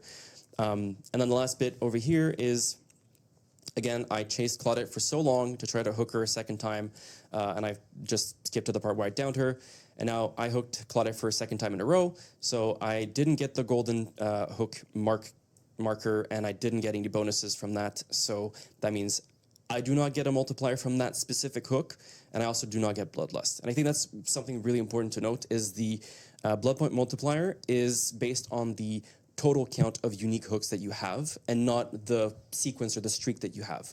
So if you happen to get 3 unique hooks, and then you kill a survivor off for whatever reason, you're not going to lose the initial multiplier that you accumulated so far, which is, I think, really cool. So, I have a specific question about this as a Larry main as well, because I'm already seeing cracks in this with killers like Huntress and Unknown, because as soon as you pull out your power, that counts as you using your power, I assume, so you're just going to lose Bloodlust immediately after hooking, so it's irrelevant for these killers. If I, as Larry, hook somebody, get this Bloodlust bonus, I look through my cameras, I just lose it. Because it's still a power event. So I assume it's still just fucking pointless. But it's still bad anyway. Because a lot of the downs and a lot of the pressure or a lot of the chase, whatever, comes from using killer powers. So you're only ever going to get it. It's basically, the way you can think of this is Devour Hope at 2 tokens, where you hook somebody and they give you 5% haste for, I think it's about 6 seconds, 5-6 seconds away from the hook. It's basically just that portion of Devour Hope. But if you use your power, it gets robbed, basically. So I still think it's useless, that, to be fair. Word vomited about a lot of stuff. I apologize. It's a lot of information. But like I said, people are locked in. You're doing fine. I'm really glad, because I'm like, before I was like, there's a lot of slides, there's a lot of stuff to talk about, and I was very worried. So the fact that people are locked in. This is my dream come true, Jeff. You're making my dreams come true right now. Cool. So key differences. Like I mentioned, we swapped the haste bonus for Bloodlust. We have removed the bonus generated damage on the next kick, and why can't survivors get a BP bonus for being hooked? Said the TTV as well. I did see the TTV name. Okay. We removed the aura reveal, also dubbed Base Kit Barbecue. And I want to really quickly touch upon each of these. So the reason why we switched haste to Bloodlust is specifically because haste doesn't have a limit to how it stacks with killer powers. So that means that if you, for example, played the Spirit and you got haste from a uni hook, that would stack with the haste that you got from your power, which basically makes a strong killer even stronger. And that's Spirit isn't strong, lad. Fucking hell. You know, the gap between weaker killers and stronger killers wider. We want to try to make it small. So the paraplegic killer that's fucking blind and partially deaf, she's strong. Fucking hell. Not get the full benefit, unlike someone like Trapper, for example, not likely to use his traps for mobility, so he'll probably get the full benefit from this bonus. And then the next two goes back to what I was saying, where a lot of players felt that it would hold their hands into how they played the game, and it felt very cookie cutter. Like there was one right way to play: is you would get a uni hook, you would go to a gen, you would kick that gen, then you would see the aura, and you would go to there, and you would just rinse and repeat this whole sequence over and over again. And one of the things that we came to realize after the last BTB is that goes against some of our core pillars. One of our core pillar is chaos. And, not chaos in the sense that everything is all over the place, but things are unpredictable, right? The player has, and the second one is player agency. So the player has control in how they want to play the game and how they want to approach each different scenario. But they don't, as killer. You literally don't. This is what you're doing to the game. You're literally you implementing a fucking rulebook into the game. You have to go for unique hooks, which is what you've just shown, because then you get the bloodlust and all this speed burst stuff. You have to do this, otherwise you don't get any bonuses, right? And obviously in the game state, with the speed that gens are at the moment, the game has to be played optimally as killer. So you're basically giving them them bonuses, which are fine, but you're still telling them that is the way they have to play the game. There's no fucking freedom in it. There's literally no freedom in it, because if you do it any other way, you fucking lose. And I think that's really important, and the unpredictable chaos comes from those player decisions. And so if we put a feature in that removes that, then we are not true to our core pillars, and that's usually a no-go for things in game development. So, all right. This is the last slide for tunneling specifically. So they actually explain these. Add-ons will be updated. So Furtive Chase, Babysitter, Borrowed Time, Breakdown, Off the Record, and Wicked. And then for add-ons, Original Pain and Soma Family Photo are getting changes. And this is because our more advanced players may be aware that these allow you to bypass the endurance that you get from being unhooked. And, if a feature is supposed to help with surviving after being hooked, it doesn't make I did sense know to about that use for them Soma here. Family So, Photo because I'm a Larry again, main, but I these just will be never available used to it because it test just in wasn't Q3. relevant. So try them out. Give us some feedback. Construction on, tool and the plant changes, fibers are pretty much all you what need to will run on help it. them, why, and all that stuff. It's really, really useful. And then for the syringe and styptic agent add-ons, they've been very notorious. They've been in the game for a while. And they've been very strong for a while. And so given that there's a lot of stuff, that you're giving them base kit, helping out the survivors. Yeah, go on, say it. You fine, say it. Time to address those add-ons specifically because they are very helpful in extending chases that would usually end early. Yeah. So again, test out these changes and give us your feedback on them. It's very, very important. All right. And just to say, right, so when they're testing, when we're getting the feedback, it's not like a single switch where we're like, all right, this whole thing's going live. There's a lot that you just went through. Yes. Any number of those things could be changed. Yes. So yes. And I think what's important is that if a feature needs more time, we should take that time. Yeah. And this is a very good case for this because it's a really big. How many times have they said this, boys? If something needs more time, give it more time. Delay it, boys. Remember the last time when we delayed things and said we were going to work on Game Health and it's been a fucking downward spiral ever since? Ooh, remember that fondly. Yep. And it has a lot of implications, so we got to make sure it's right. So basically, they're going to put this perfect muffin in the oven and they're going to fucking charcoal it, basically, is what they're going to do. So it'll come out as some fucking abomination, probably. Heck yeah. Don't say that in words. Slugging? Okay, no. So slugging is usually described as putting a survivor in the dying state and leaving them there. Now there is. So again, just going to briefly touch on it, fellas. This is what you do in an ASIM. It is pressure. You leave somebody on the ground because you're essentially occupying 3 survivors in this current instance. Again, this helps with the actual problem that the game faces, which is gen speeds on efficient survivor teams and the increasing amount of second chances. You basically slug 1 survivor, go chase somebody else. That's 1 survivor on the ground not doing generators. You're chasing another survivor, that's somebody else not doing generators.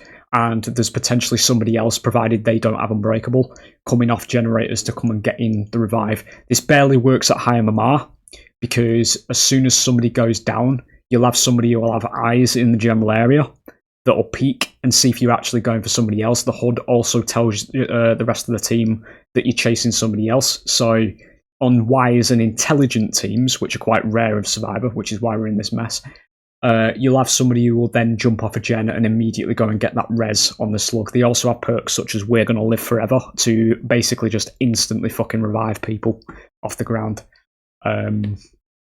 And also grant yourself iframes as a side bonus on that. So at high MR, sometimes slugging doesn't even fucking do anything.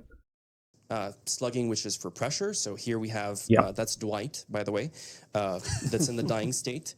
And the Skull Merchant is, seeing that there's a Nia on the side, just maybe waiting for a flashlight save, who knows. So she decides to chase the Nia. Yeah. So that's slugging for pressure. That's not slugging for pressure, you dick. Oh my fucking god. That, in that particular example you have just given there, fellas, that is literally the killer can't pick this Dwight up because she's lingering for the flashlight save. You've literally just fucking said it. You listen to yourself. Fuck me, dude. In that instance, the killer is going to go for the person with the flashlight. That's not pressure. That's them not being able to pick that fucking survivor up if there's no wall around them. Right?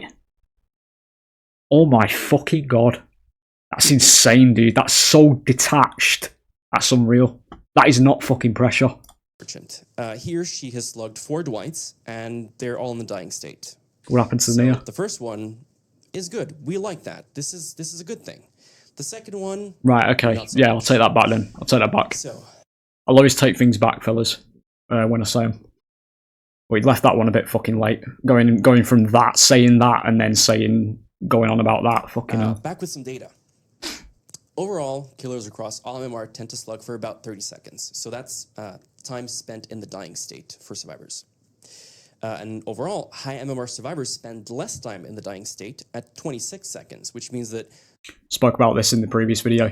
The reason they spend lower in the dying state in high MMR is because in high MMR, games are about 4 or 5 minutes long because of gen speeds.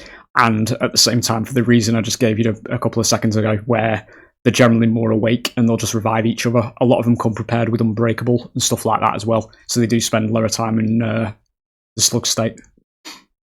Higher MMR survivors will go for those pickups either faster or more efficiently, by bringing perks or whatever. Yeah. Anyway, that's what happens. This man looks like he knows what he's talking about based on what he's saying. Like he's aware of what the game state is, but I think he's on fucking puppet strings.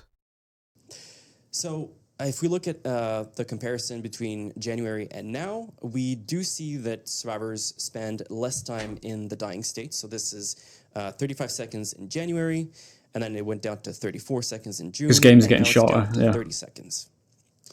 And then the other thing that's really interesting is that in January, there was about 4% of matches that would have bleed outs in them. So that's when you would fully die from being slugged, when your bleed out meter would just empty.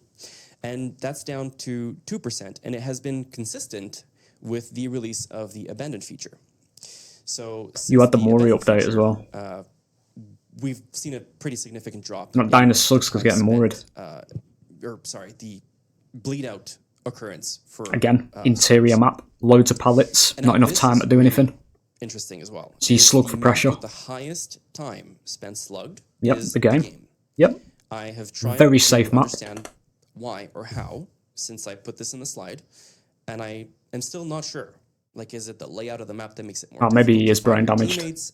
I don't know, but no, mate. It's because killer powers can barely be used, and there's a fucking god palette at every single fucking turn on that map. So it's a case of literally finding the first survivor immediately, letting them walk you around the map to the point where all the pallets are broke, and then you get to play the game. You just have to hope in that duration that all of the fucking gens aren't done. And the lowest, which is contrary Insane. to what we had with the camping portion, is RCPD West Wing at 28 seconds, which is also interesting because I'm pretty sure that one might be more confusing for survivors. I don't know. Everybody's yelling pallets. Yeah. Pallets for the game? Yeah. They're just shouting the word pallets. That's I mean, I'm glad that they like you'd pallets. like to know that. That's cool. Detached from reality. What are the goals for the slugging update? Obviously, our intention since the start was to target excessive slugging while retaining slugging for pressure. So remember the Skull Merchant who was chasing Nia and fucking insane. Right on the ground. That's good. That's slugging for pressure. And we did have some key learnings from the previous PTB. So the first one was that players found that crawling while recovering was too strong. So for a bit of context, in the previous PTB, survivors could recover, they recovered automatically while crawling, so you could move while recovering, which is needless shit that didn't need to be there. While also getting ready to be picked up, and it was very strong. And players were also faced with lose-lose scenarios because with the tunneling reduction feature and the penalties that were there, you couldn't get someone out because they were the last one that you hooked, but you also couldn't slug them because they could just pick themselves up. Yeah. So that's a bit of an oversight on our part. But now this time... Is it an oversight, or are you just dipping your toes in and testing the water? Give us your feedback. I will say. Yes. Because we're still implementing this shit. Pallet density stuff, so he's not going to speak to the pallet density stuff. Oh, yeah, no. People are sorry. not me. Not yet. When we get Mandy back out here, she can give you an update. So the next one is that the players felt the time to fill the resolve bar was too short. So on the previous PTB, if I remember correctly, it was 90 seconds, which is pretty short. But in the next PTB, it'll be 120 seconds. So for a bit of reference, the bleed out timer for Survivor is 240 seconds. So this will take half of your bleed out timer to fill, which is quite significant. However, it will fill 33% faster for each additional survivor in the dying state. So if a killer is indeed slugging a little bit more than for just pressure... That's fine. Well, they risk a slug or multiple slugs getting back up and away. There's a situation where this is fine and where it isn't fine. And bring that back up again. Once the resolve bar is full, So the 33%, right? So this, the situation it's good in is when the killer is slugging and just going around the map, just fucking slugging, and not doing anything else, not hooking or anything like that. That's when it is good. When this is bad is when you basically got swift teams and flashlights shining in your fucking face every 2 minutes, and you basically down a lot of people. Then they basically just res themselves up off the ground all very quick. And that basically might get abused, to be honest. They just go down and then they get a 33% increase to the unbreakable, basically, is what this is.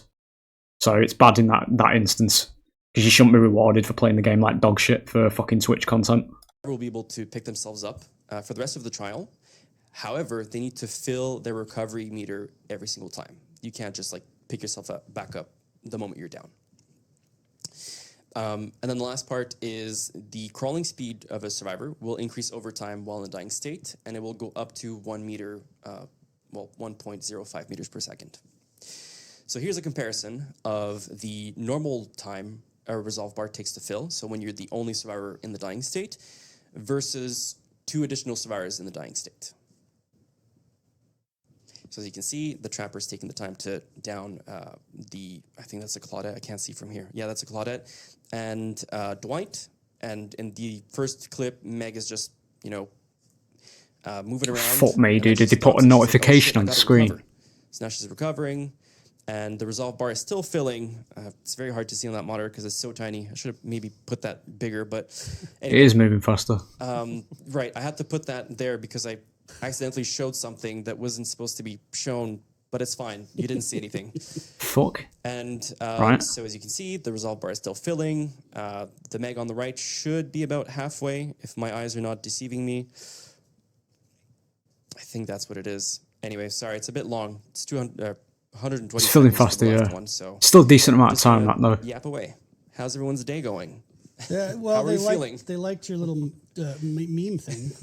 That was my rendition of Meg, by the way. Oh, that was Meg? Yeah, that was Meg. This isn't too bad, this, to be honest. It actually isn't. There were reactions, Jeff. There were For me, anyway, because I don't reactions slug everybody in the map. I don't give a shit about this. It's a shit play style. Yes, that again. But again, I understand killers that actually have to do this. Who it is going to punish. Like to remind people is this game is designed and developed for the players.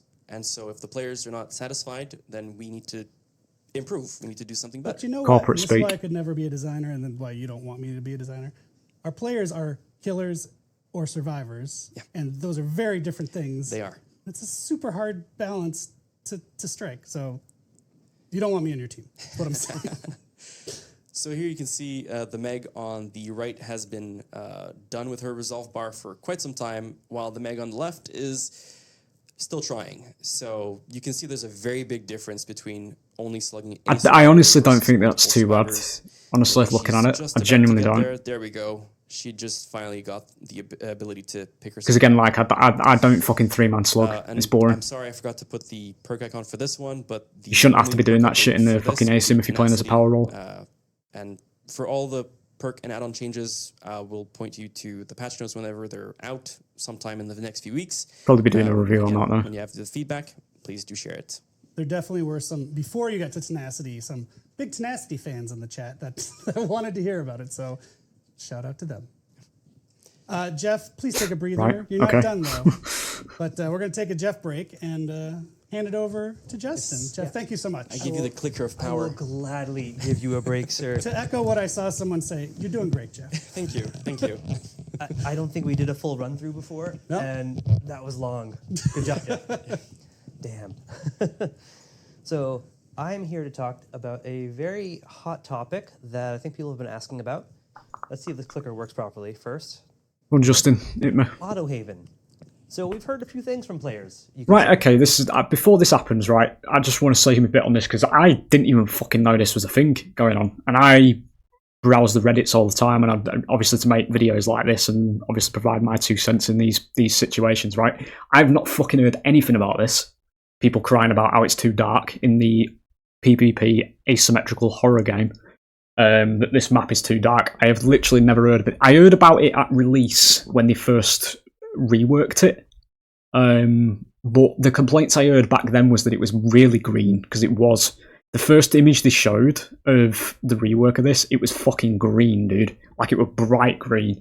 They showed Blood Lodge, the building on Blood Lodge, the actual house in the middle, and it was fucking green, dude. You could literally put something with a green screen on it and it'd fucking play over it, you know? But in terms of the darkness, I've never heard of this. I have seen the image. You might get a better image of it on here, but I think this actually looks okay. I'm just very happy that it's not fucking Colwyn Farm all over again, because Colwyn Farm got fucking destroyed. If you've seen original Colwyn Farm, you'll know what I mean. If you don't know what it is, go on Google Images and just literally search DbD Old Colwyn Farm, and you'll see what a horror map looks like. It was a genuine across-the-board fucking downgrade. Yeah. So we've taken a look with our team. We've gone in and we've actually done like a really nice visual pass. You can nearly see across the entire map. Just looks very weird to me. Oh, yeah. I just want to show them what the team has done. They'll be available on this PTB to try out. Yeah, we really want that looks better. on this. That actually looks better. That looks nice. Presently live. That does look nice. I genuinely think that looks nice, boys. This is what I talk about. I will praise shit if it looks good. You know, I'm not here to just be fucking negative all the time. This is an improvement. I do like this. My favourite maps in this game, boys, are Fallen Refuge and Grenville Theatre. They are my two favourite maps because they're very dark, they're very murky, and they actually look like a fucking horror game, you know, when you play on them. But I've heard a lot of people complaining about how they're too dark and all this kind of shit, and even Macmillan's. But Macmillan's has this same kind of thing. If they do this on Macmillan's as well, the sort of fogginess to it, because it's the same. Macmillan's is basically just this, but blue tinted. It's literally just that, but blue tinted. You know, if they did this effect on all of these maps and fucking revert the farm back to fucking nighttime, we'd be onto a winner with these three realms.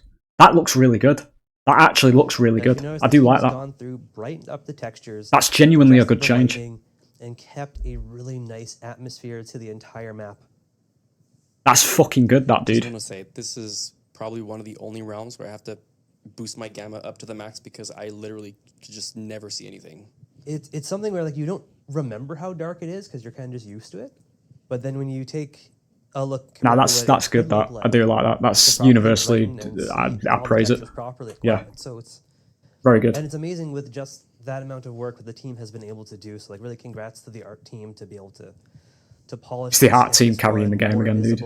Same people that make cosmetics. I'm really looking forward to hear what everyone has to say about all the Autohaven maps on the PTB.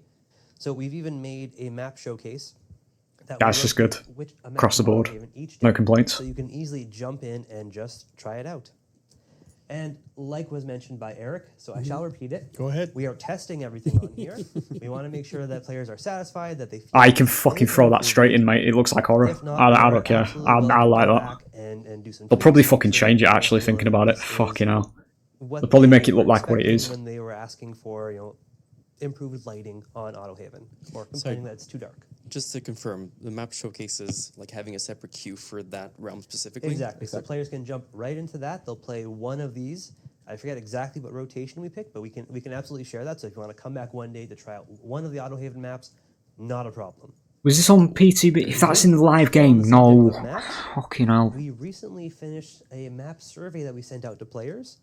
And I don't have the final numbers, but yeah, this was fucking bizarre, this dude. I will safely say. This was Survivors. Thank you everyone who filled that out because we've been Dead Dog and Ormond in the top two, dude. Fuck off. No. Take a drink right now. So I don't have a lot I can share with you right now, but we are using it towards a lot of initiatives and to inform some decisions. One thing I can share is that we know what your top 5 enjoyed maps are. Some may shock you. All of them do, mate. What we did here is we took a look RPD at takes up 2 fucking places. Disliked, and so really took both of these into account for how players rated each map. Now, if you see a map here that you didn't get a chance to answer on, that's normal. Players were only given 5 maps from the total to answer. Otherwise, if you have you answering on all the maps, you are never finishing the survey. It's a lot. It's a lot. Might challenge some perceptions here. Maybe a bit. So I did vote on this, and as I said, I did put like Fallen Refuge and Grenville and Macmillan's and all that kind of stuff, but obviously it didn't come up. the East Wing, we have Ormond Resort, which I know is someone's favorite in this room that I'm staring at. The one where you can just see And the then we killer have at our every pallet and loop. champion, Yeah. is Dead Dog Saloon, which is actually not a shocker because whenever we would have players vote on maps that would get boosted before anniversary events, always the winner. It's a dog shit map, dude. Are we going to Yeah, have because that, survivors are voting on it, yeah, dude, and it's the celebrate map. that in the It's the map? map in the game that has a fucking infinite on it, dude. You have to deconstruct it as killer. So with a If you lot of don't, this it's a info, fucking we're gonna do infinite. Some things that we've been hearing players. That's talk insane, dude. because we've been waiting on this data to help us make more informed decisions. So we are going to be rebalancing the weights of the maps so that you get the maps. I'm going to pause it for this bit because I've not been pausing. I've spoke my piece on this. I'd said it in the previous video. I just don't think this should exist. I think it should be just completely randomised. I don't give a shit if I get the same map twice every 20 games. Just fucking randomise it, dude. I'm up to me fucking tits, as I said in that video, same phrase, with Nostromo and fucking Hawkins, dude. I am sick to the fucking back teeth of playing on them maps, dude. I don't give a fuck.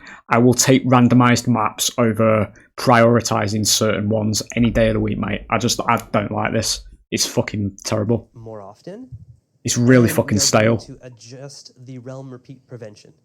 So It's just, for me personally, this all needs to go. It's ridiculous. second most played map, it reduces the weight by. I'd just take randomised over everything else. 25% of what it is or something. Don't quote me on that. But Too we're- late. They're definitely going to Yeah, follow you no, on it. I don't know why I said it. It's a terrible idea. But we are going to make it a lot more harsh so that among everyone who's in a match, amongst all 5 players, you will have a higher chance of getting a map that none of you have played in those past few matches.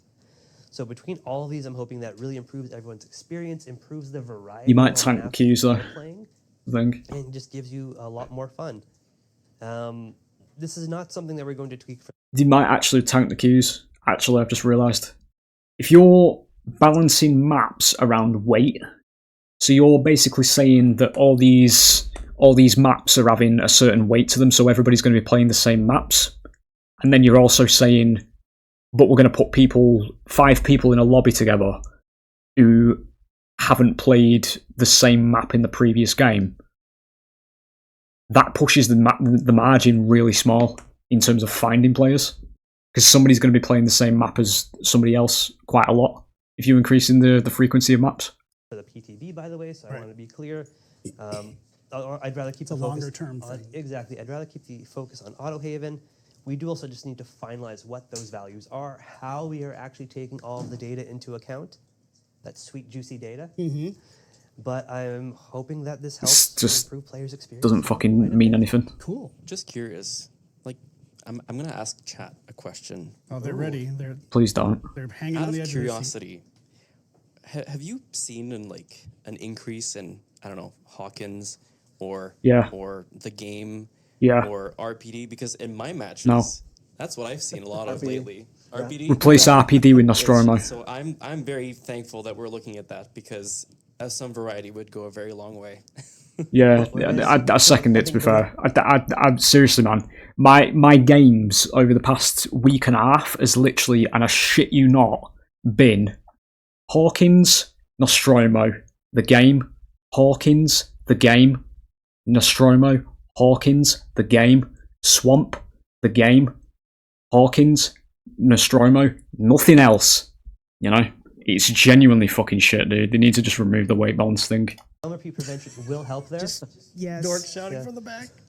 So we are also going to look into just making sure that it is working as intended. I gave her a That's face one of cam the back so suggestions I she wanna could make say that. here, because we are hearing occurrences of things like this, and we want to make sure that what the changes that we are doing. I haven't had are more actually RPD done, though. and that players can expect to have that good variety of content during their match. Very cool stuff. That was fun. We should pull the chat more often. That was good. I think that's it for me though. Thank you so much, Justin. The stick of power, then. I'm excited for people to test this in PTB and may or may not release it someday. Test in PTB, Yeah. you say? How? PTB, the T stands for testing. Yeah, you can take a leaf out of your own book for that. Yeah, do you remember the Walking Dead release? I really wouldn't be fucking joking about that, mate. So, Genuinely, it's fucking that embarrassing. stands for user experience. And if I may, experiencia usuario, for all the Spanish speaking and my Chilean brothers and sisters.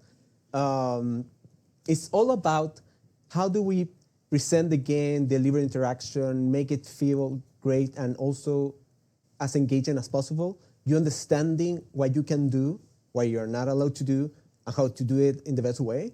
So we work with designers and all areas of development. Just going to say this as a disclaimer. I'm probably going to go a bit quiet while this guy's speaking because I'm having trouble actually understanding what I'm saying. I'm trying my best. I'm not disrespecting him. I need to listen properly to him. To be honest, to be sure that we are delivering something that is fun, that is visceral, interesting, and that you can feel that the challenge is fair. So we're not trying to make the game easy. We're trying to make it as challenging as we want it to be, so it's fun for players. Chile is in the chat. Just want to add to that. I did get that. He's going on about making the game more challenging for players, and that's fine. But a lot of it's on the killer side of things, and you are designing an ASIM, my friend, which is the killer is supposed to be the side that is naturally more easy.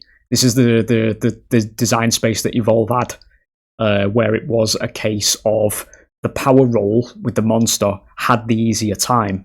It was about how the one in the ASIM was the gameplay, rather than a joke, or a content farm, which is what killer is turning into with this game. You need to have killers be stronger by a substantial amount than survivors for it to be an actual ASIM. That's the problem with the game, and these don't see it. That's how you design an ASIM. Chile says, hey! I almost cursed in Chilean, but yeah. No one will know. You know which word I'm using. That's quite funny, actually. So yeah, that's UX, and to give examples from Man just nearly fucking swore in Chile. Little things sometimes that we just are like the emissive colors on the pistons and generators. So it's easier for killer and survivor to see them from the distance. That was UX involved. Or the bulk spending, what we added, so you can go and just use so many blood points at once on the blood web. That was UX doing their dark magic. And a lot of other things that we have had to correct anyway after testing. Because we are always trying to improve, to iterate. Yeah. So this time we're also coming with some neat thing that we want to test, stress in all those iterations of testing.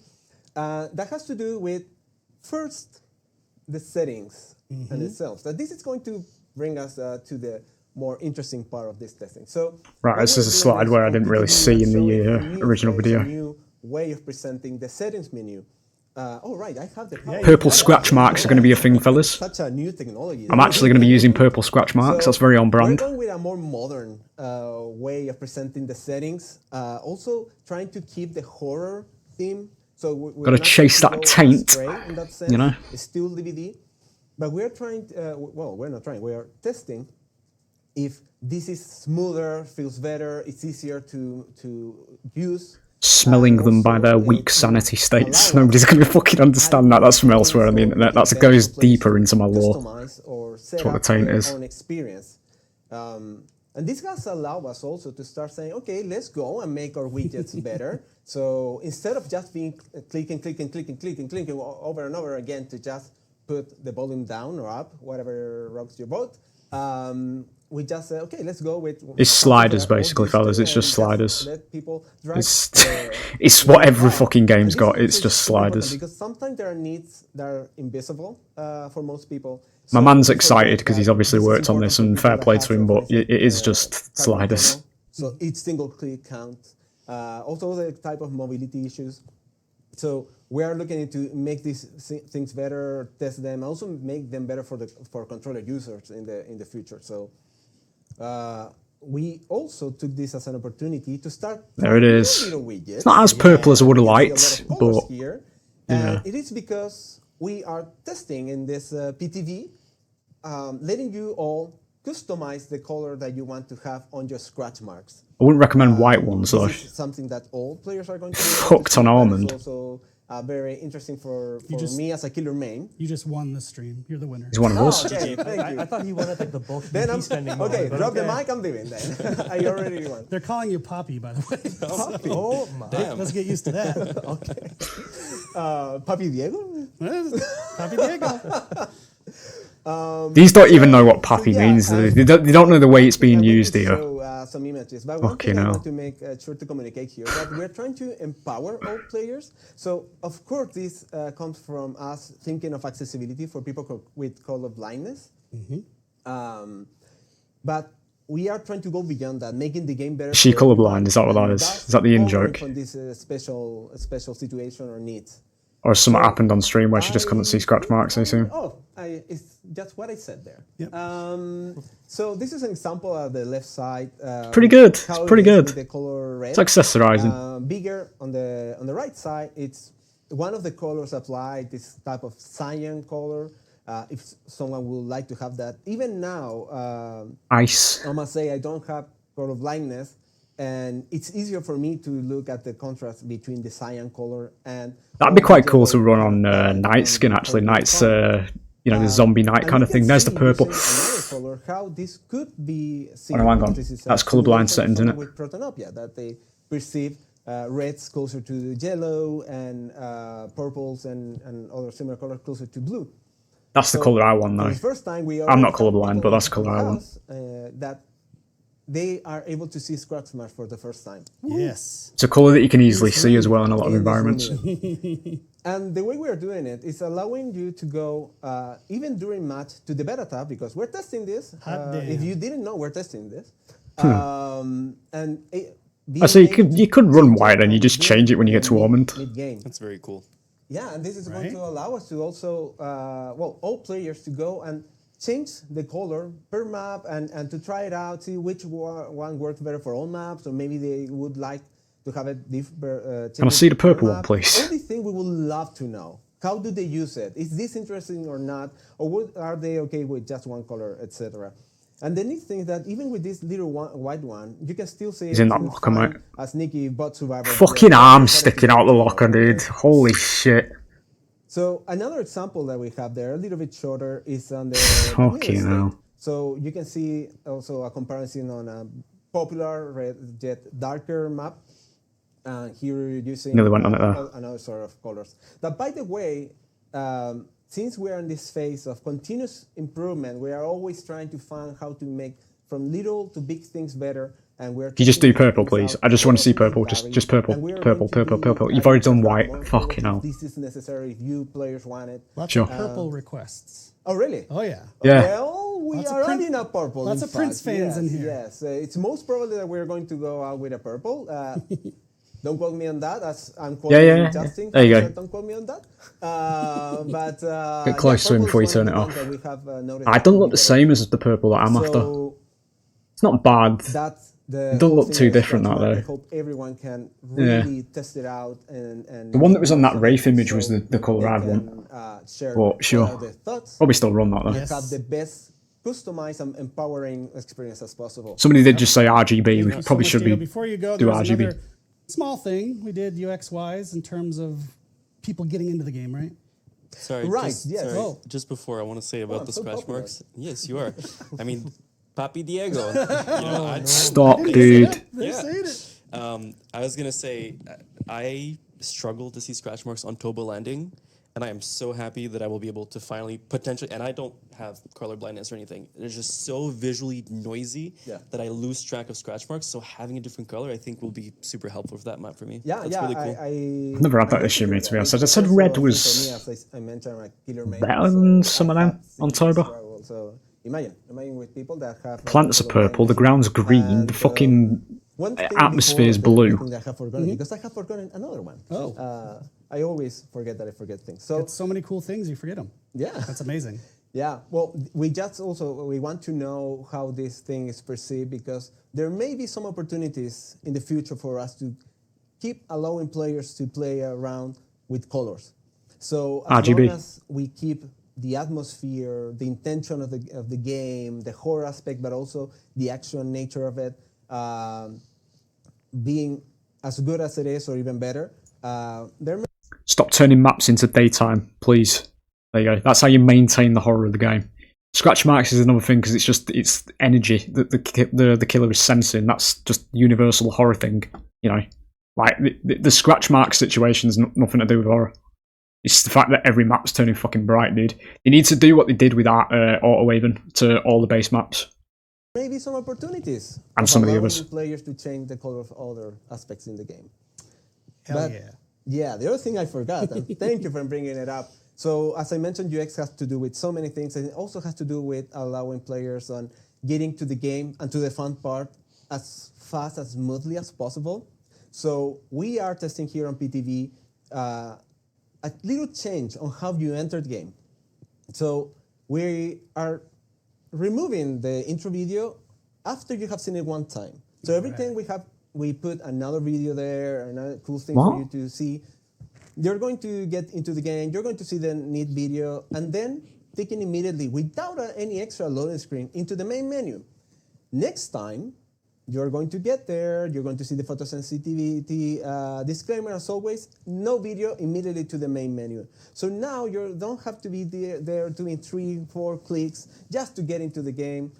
So All right, sure. easier, faster, you can get there and start killing people if you want to. Another Or try to dub from survive. Poppy Diego. W. Dude, I'm waiting to get W. back to the they genuinely don't know what it actually is being meaning. Yes. Do we not say dubs anymore? We say W. We say the full W. I say dub. I'm old though. I don't feel like any of us are young. I never say enough any of to it because it's know TikTok speak and it's just fucking Yeah, brain rot. I just don't It's try just anymore. No, No. The cool Great. kids say they just say W. Oh, okay. They just well, say W. I know that you're doing the Zoomer like mic thing too. So I The only time I find this shit funny personally is when I'm watching Queso My reason. and his chat starts. Whatever he does, he'll do something and he'll say something like L decision. I think that's pretty funny. But other than that, I I'm don't just always crying. So don't. That's why. find it funny. fantastic, Diego. Thank Yeah, you so thank much. you. I told you earlier, Jeff's not done. Let's hit him with another one. All right, Clicker, it's you and me, buddy. So, PTB, again, test build, testing changes, really, really important. There are some upcoming changes that I think are really important to highlight, and I think there are people out there who will be very happy to hear about them. And you may have noticed a familiar silhouette in the PowerPoint, and that is the one of Skull Merchant. Literally everyone noticed. Yes. Yeah, this is buffs, isn't I'm it? glad. I'm glad it wasn't subtle at all, because that was my point. I'm glad. Good job, chat. And you know, it's time to give her a little something. And for a bit of context, I think it was actually in October of 2024. I'm pretty sure it was October last year. We did a series of changes to her, which had the goal of bringing her power level down.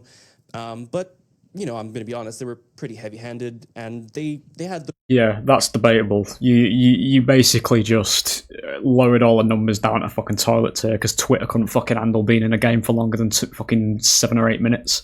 You know, I've seen the video where a Skull Merchant got the best team in DbD, as they're fucking called, Eldom captive for like an hour or some shit like that, when it was literally a fucking skill issue on the survivor side because they let themselves get 3-gen'd against a fucking M1 killer. But you know, it is what it is at the end of the day. Who are we, ladies and gentlemen? They're the top team in the world, you know. Fucking hell. the result that we wanted it to have, where her kill rate dropped significantly because she was at, I think it was like 70% kill rate. It was very, very high. And her DC rate was also through the roof. And that's no longer the case. So Shouldn't be listening to upcoming DC PTB, rates. there are some changes that we will do to the Skull Merchant, which are buffs. So the first one is that her drones will rotate faster. And don't worry, I have a video after this We have seen this in the previous video. He did say these are all buffs. They're not. I think it's 2 of them that are actually nerfs. to show you, but I'm just going to go through the list first. So they'll rotate 10 degrees faster per second. That's base kit We have rotor. increased the hindered penalty for getting scanned to 10%. It was That's a buff. 8% on live. We've decreased the cooldown to deploying your drones. That's a buff. So on live it's 10 seconds, now it'll be 7. And consequently, to make sure that you don't stay That's a undetectable for nerf. the entire match, we'll reduce the undetectable duration just a little bit so that it falls in line.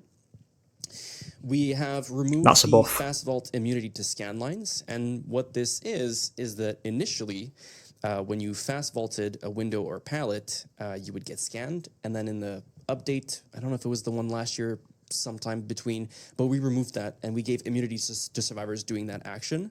And I think that had a really part of killing her for big Twitter. hit on the Skull Merchant. Yeah. And then the last thing, this is a bit of a new one-ish kind of. In the And original that one's a design nerf. Skull Merchant, when we updated her the first time after her initial release, I'm pretty sure. Sorry, timelines and memories and stuff. It's all very. So that one's a nerf as well, because every 2.5 seconds standing underneath a drone, the survivor gains 1 lock on. This was instant. So that is also a nerf right there.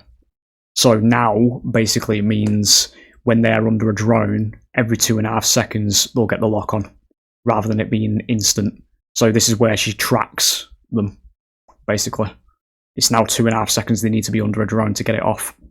Basically kills the drone aspect of a power in one line. Vague. We added a protection against survivors who would try to grief the Skull Merchant by standing underneath her drones, which is that if you stay underneath the drone, you would get a claw trap almost instantly. And I have seen a lot of people online think that that is a bug. So it's not a bug, it's just a failsafe. Let's call it that way.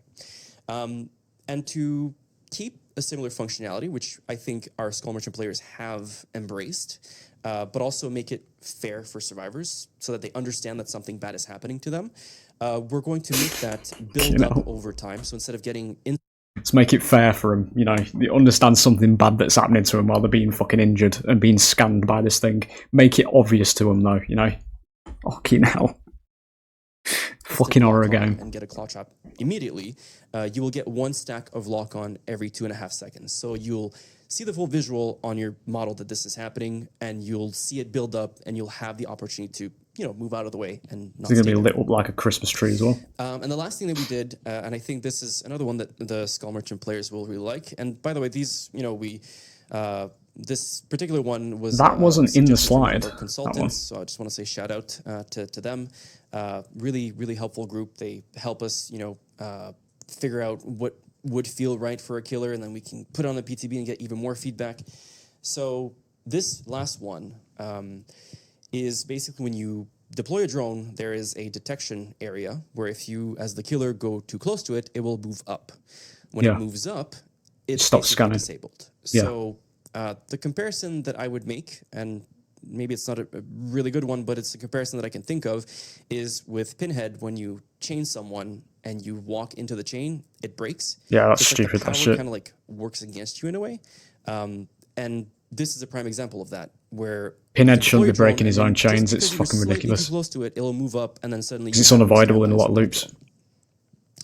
So here again, I have a comparison video for each of these steps, and we can go through it and look at the changes, and of course, test them, please, and give feedback. Yeah, So rotation speed's basically rotor. The new one is definitely faster, which will make it trickier to avoid. Yeah. As a survivor. Not impossible, because you can still crouch or stop moving when the scan line would go over you, and then that way you don't get detected. But yeah. And then the next one that you saw was the drone collision detection with the killer. As you can see, we'll play it again, but as you can see in the video, you could get really up close.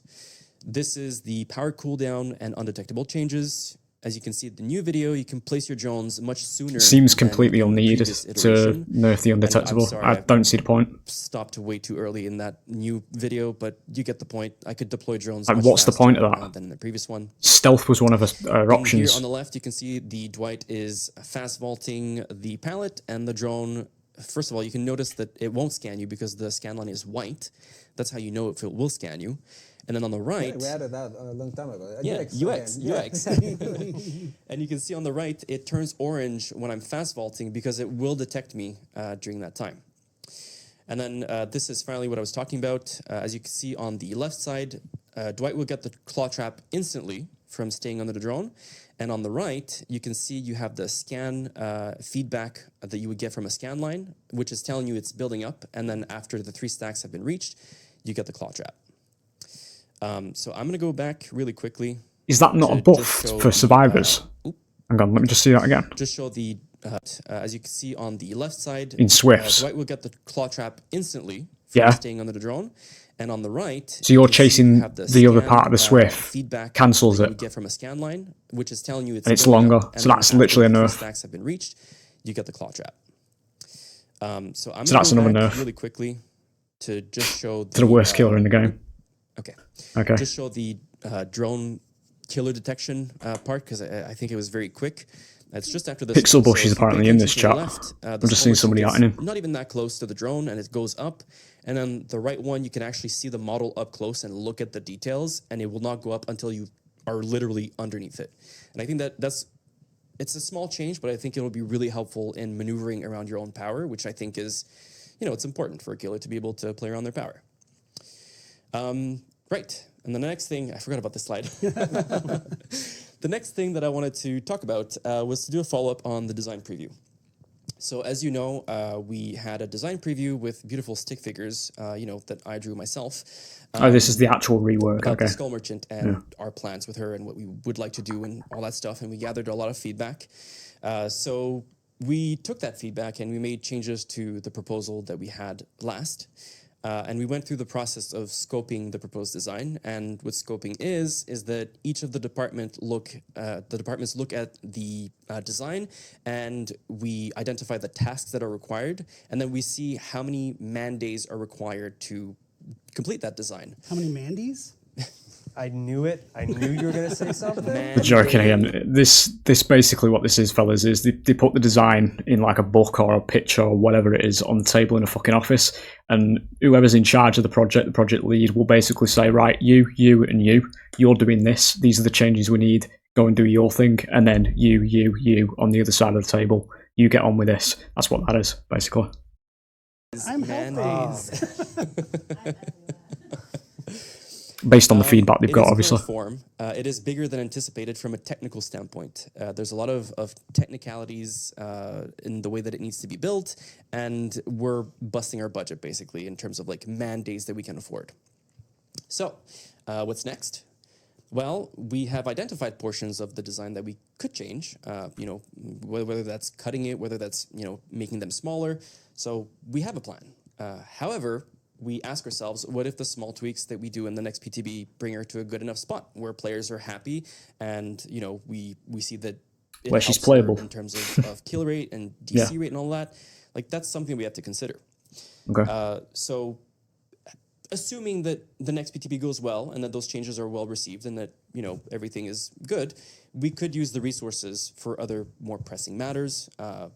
What those are, I'm not sure, because those are discussions that happen outside of my expertise, but that is a possibility. And again, I want to remind you, these are going in the next PTB, and I think it's really important to share feedback, how you feel about it, if you think it's too strong, too weak. Any feedback is good, as long as it's constructive, of course. And then, sorry, did you want to? Well, I was just going to say, the chat was a perfect summary of the Skull Merchant conversation while you're going through it. Very well received by a number of people. So I'd see about 5 dubs, followed by no one likes Skull Merchant, which you're both right. You're both living your own realities, and that's right to you. It's your truth. They're not right, But though. this You is, can again, say I'm to trying to people point that out they that are being designers have to dickheads. find the Again, balance it's to fucking extremes. hell. Yes, and So- and if I can build. And ironically, there are actually people who do like Skull Merchant, myself included. We've got Skull Merchant who's in the fucking Pixel Bush that's in the chat, who dedicated his fucking career to this killer on YouTube, and then they just fucking nuked it for these fucking vegetables that are going on about how she's bad, or they don't like to play against her. What she currently is. Fuck off. And that's very fair and valid. And then on the other end, you have players who absolutely do not like her. And with the People that refuse to adapt, yeah. We have the goal of pleasing as many people as we can. Comp teams that get themselves free-genned and then fucking whine about it and make a spectacle of it on YouTube. Yeah, I know the sort. But there is a risk that we miss our mark. And so then we have, pissed off and lost all the dedicated Skull Merchant mains, but we also Did you just say pissed off there? Bring more people in. Yeah. So that's why we're looking at our options based on the feedback that we'll get. And of course, when we know more, we will let you guys know. Right. And then you may have remembered. You literally just said fucking we also had pissed another off. design preview, this time for the Trickster. And that one kind of, happened and sort of like went radio silent and I want to apologize on behalf of the entire team, but I do have an update. So it's not exactly as it was in that design preview. It has been updated to be stronger, better, but his update is in active development, and it brings him to the next level. I really think that his kit is being elevated by this update, and it will be very visually cool, which is, you know, very thematic because he's also very cool. I do dabble in trickster, so if they fuck him up, I'm not going to be happy. They can be cool. Yeah, they can be cool. Yeah. Go on. Well, I Go don't. on. I'm sorry. Anyway, and to my last point that I just said about the Skull Merchant is that it aims to please longtime trickster. They're teasing something here, by the way, if you can't see that. They've already said it on the leaks. The capitalised letters in this particular slide spell style. Longtime trickster players really liked, and so I'm not going to. It could be a tease, actually, or it could just be because they're talking about style, but I don't know why they'd commit that much to The it. goal of, you know, keeping those things that trickster players like, while also introducing some really cool stuff for people to, you know, be interested in trying them out. Hell yeah. I think that's it for me. You know, somebody made a really good thing on Reddit as well, where they said they probably should make. I don't know what the add-on specifically is called, but the one that makes blades ricochet off the environment, that should be base kit. I think it should be, to be honest. I don't want to go next because I don't know if there's a spoiler Yeah, afterwards. just stay there. Okay. I think I'll stay there. yeah. No more clicker for me. I get one. I get to do one. I get to do one in this update, in this section. So there is something that, you know, throughout the year we've been talking about quality of life and delivered some beautiful things from UX and stuff like that, but it's clearer and clearer with each update. The real focus people want is on bugs. I think that's clear. And what we have been talking about is a way to make that more effective, to know which are the biggest bugs, which are the ones most desired to be fixed in priority order. These are things, because right now people shout them across.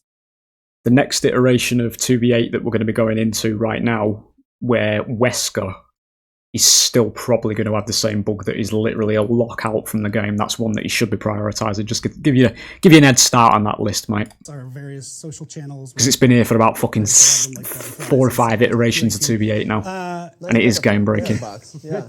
You can have Bugs, mods. I meant that. So we are going to be going live with a new tool from our friends at a place called Beta Hub. There are some lovely Polish gentlemen. And it's going to allow the community to report bugs to us. It'll connect directly to our, I won't say Jira, our Jira tracking system. We're not going to quote you on that, don't you worry. And one of the coolest features of this tool that I'm a nerd about is you can also report the bugs via Discord. So if you're in the Discord, we talked about it earlier with Mandy, we're going to look to find new things we can bring to the DbD Discord. You see a bug in the game, you just type it into a place in your Discord, and it will generate a bug report that goes into the tool, that goes to our, I won't say Jira, tracking system. And it's really fucking cool.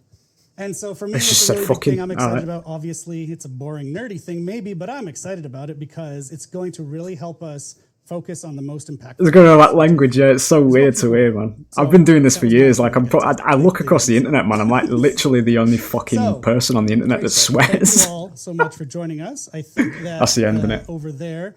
It's so weird hearing somebody else do it because it's just habitual for me because I'm British and from Manchester, which is where David King's from, to put relevance on it. But yeah, vulgarity is just accepted where I live. It's part of the language. But also all the collaboration of the game design team or department. So teamwork makes the dream work. Fantastic team. Yeah. Puppy team. Is that it? I think that might be it, or is it? Was it the questions? So I'm just going to read this because I haven't pre-read it. So whether we'll do the questions or not, this video is like fucking 3 hours long. How will this impact the competitive scene? The anti-camp, tunnel, slug features. Disabled like it always is because it's idiotic. I suppose so. Okay. So that's a really good question. And because let me just say this before he goes on to say anything here. Comp DbD is basically just high MMR DbD. There's no difference. There's comp players that like to fucking put themselves on a pedestal, and there's quite a few characters within the comp DbD scene that fucking think they're on a higher plane than everybody else when they're literally not. They're just fucking every other player. But yeah, it's basically the same thing. IMMR and Comp DbD, literally identical. So this is basically applies to IMMR as well. My mic is a little bit... Okay. The answer is that all of these can be turned off in custom matches, which is usually where the... Because they know it's stupid. Performs their matches. So, you know, if you want to keep the unhook protections for your particular tournament or competition, you can do that. As a killer player who's just playing the game, and as you kill survivors, you'll inevitably climb to high MMR, and this is in public matches. You can't choose to turn this shit off. They can, the comp players. So it is what it is. If you want to keep the bloodlust but turn off the rest, you could do that. So you really have the ability to turn them on or off to your desire, basically. Okie dokie. Thank you, Jeff. This is another one for you, I believe. With the Bloodlust T1 on the tunneling solution, does this get lost when the killer will break a breakable wall or break a nearby pallet? Yeah, so the way that the Bloodlust bonus works at the moment is that it will turn off if you enter a chase, it will turn off if you break a pallet or a wall, or if you use your power. So it's really... it's literally anywhere. Use it for mobility, and I guess the rest is up to you. That's what I said. That's literally what I said right there. It's literally, it's the same effect as the Bow of Hope at 2 tokens. When you hook them and it gives you the haste away from the hook, that's all it is. That's literally all it is. You're not going to get any utility out of it. So, yeah. That's why there's no bonus. This is another one for you, sorry. Will the unhook effects work with cages? I'm assuming that's a question about executioner cages? Maybe 2D? Yes. Yeah, dig deep. What killer uses cages? No, they shouldn't. I think right now... This is literally a fundamental part of Pyramid Head's identity. He just ignores this bullshit. That's literally his character. They might. I would have to check. I'm not actually sure. God, I'm so sorry. I generally do not remember. It's a live show. I told them this is we're just to get the good. Yeah, because because we did add endurance and haste to executioner cages in the past, so I think that there's a possibility that it's also applied there, but I would have to double check just to be sure. Let's find out. Yeah. We'll find out for you and get back to you. Pallets. They still use DSR cages as well, yeah.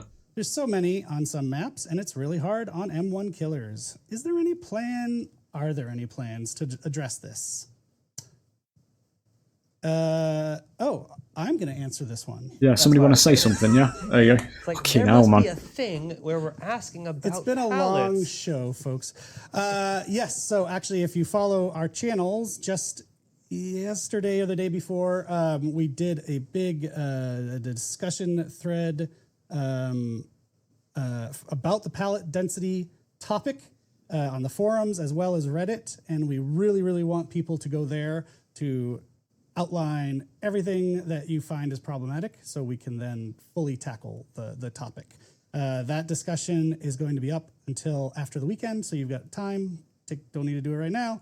But yeah, we're gathering all that feedback as we speak. That's a non-answer. And then final one. It's literally a non-answer. It's a dodge, literal dodge. Are these buffs that you just went through for Skull Merchant in place of her rework? So I'd like to know this. Not. Good. However, if they end up having like a good outcome for her where players are satisfied, because again, I need to remind everyone, like, everything that we do is for the players, and so if the players are happy, then we're happy.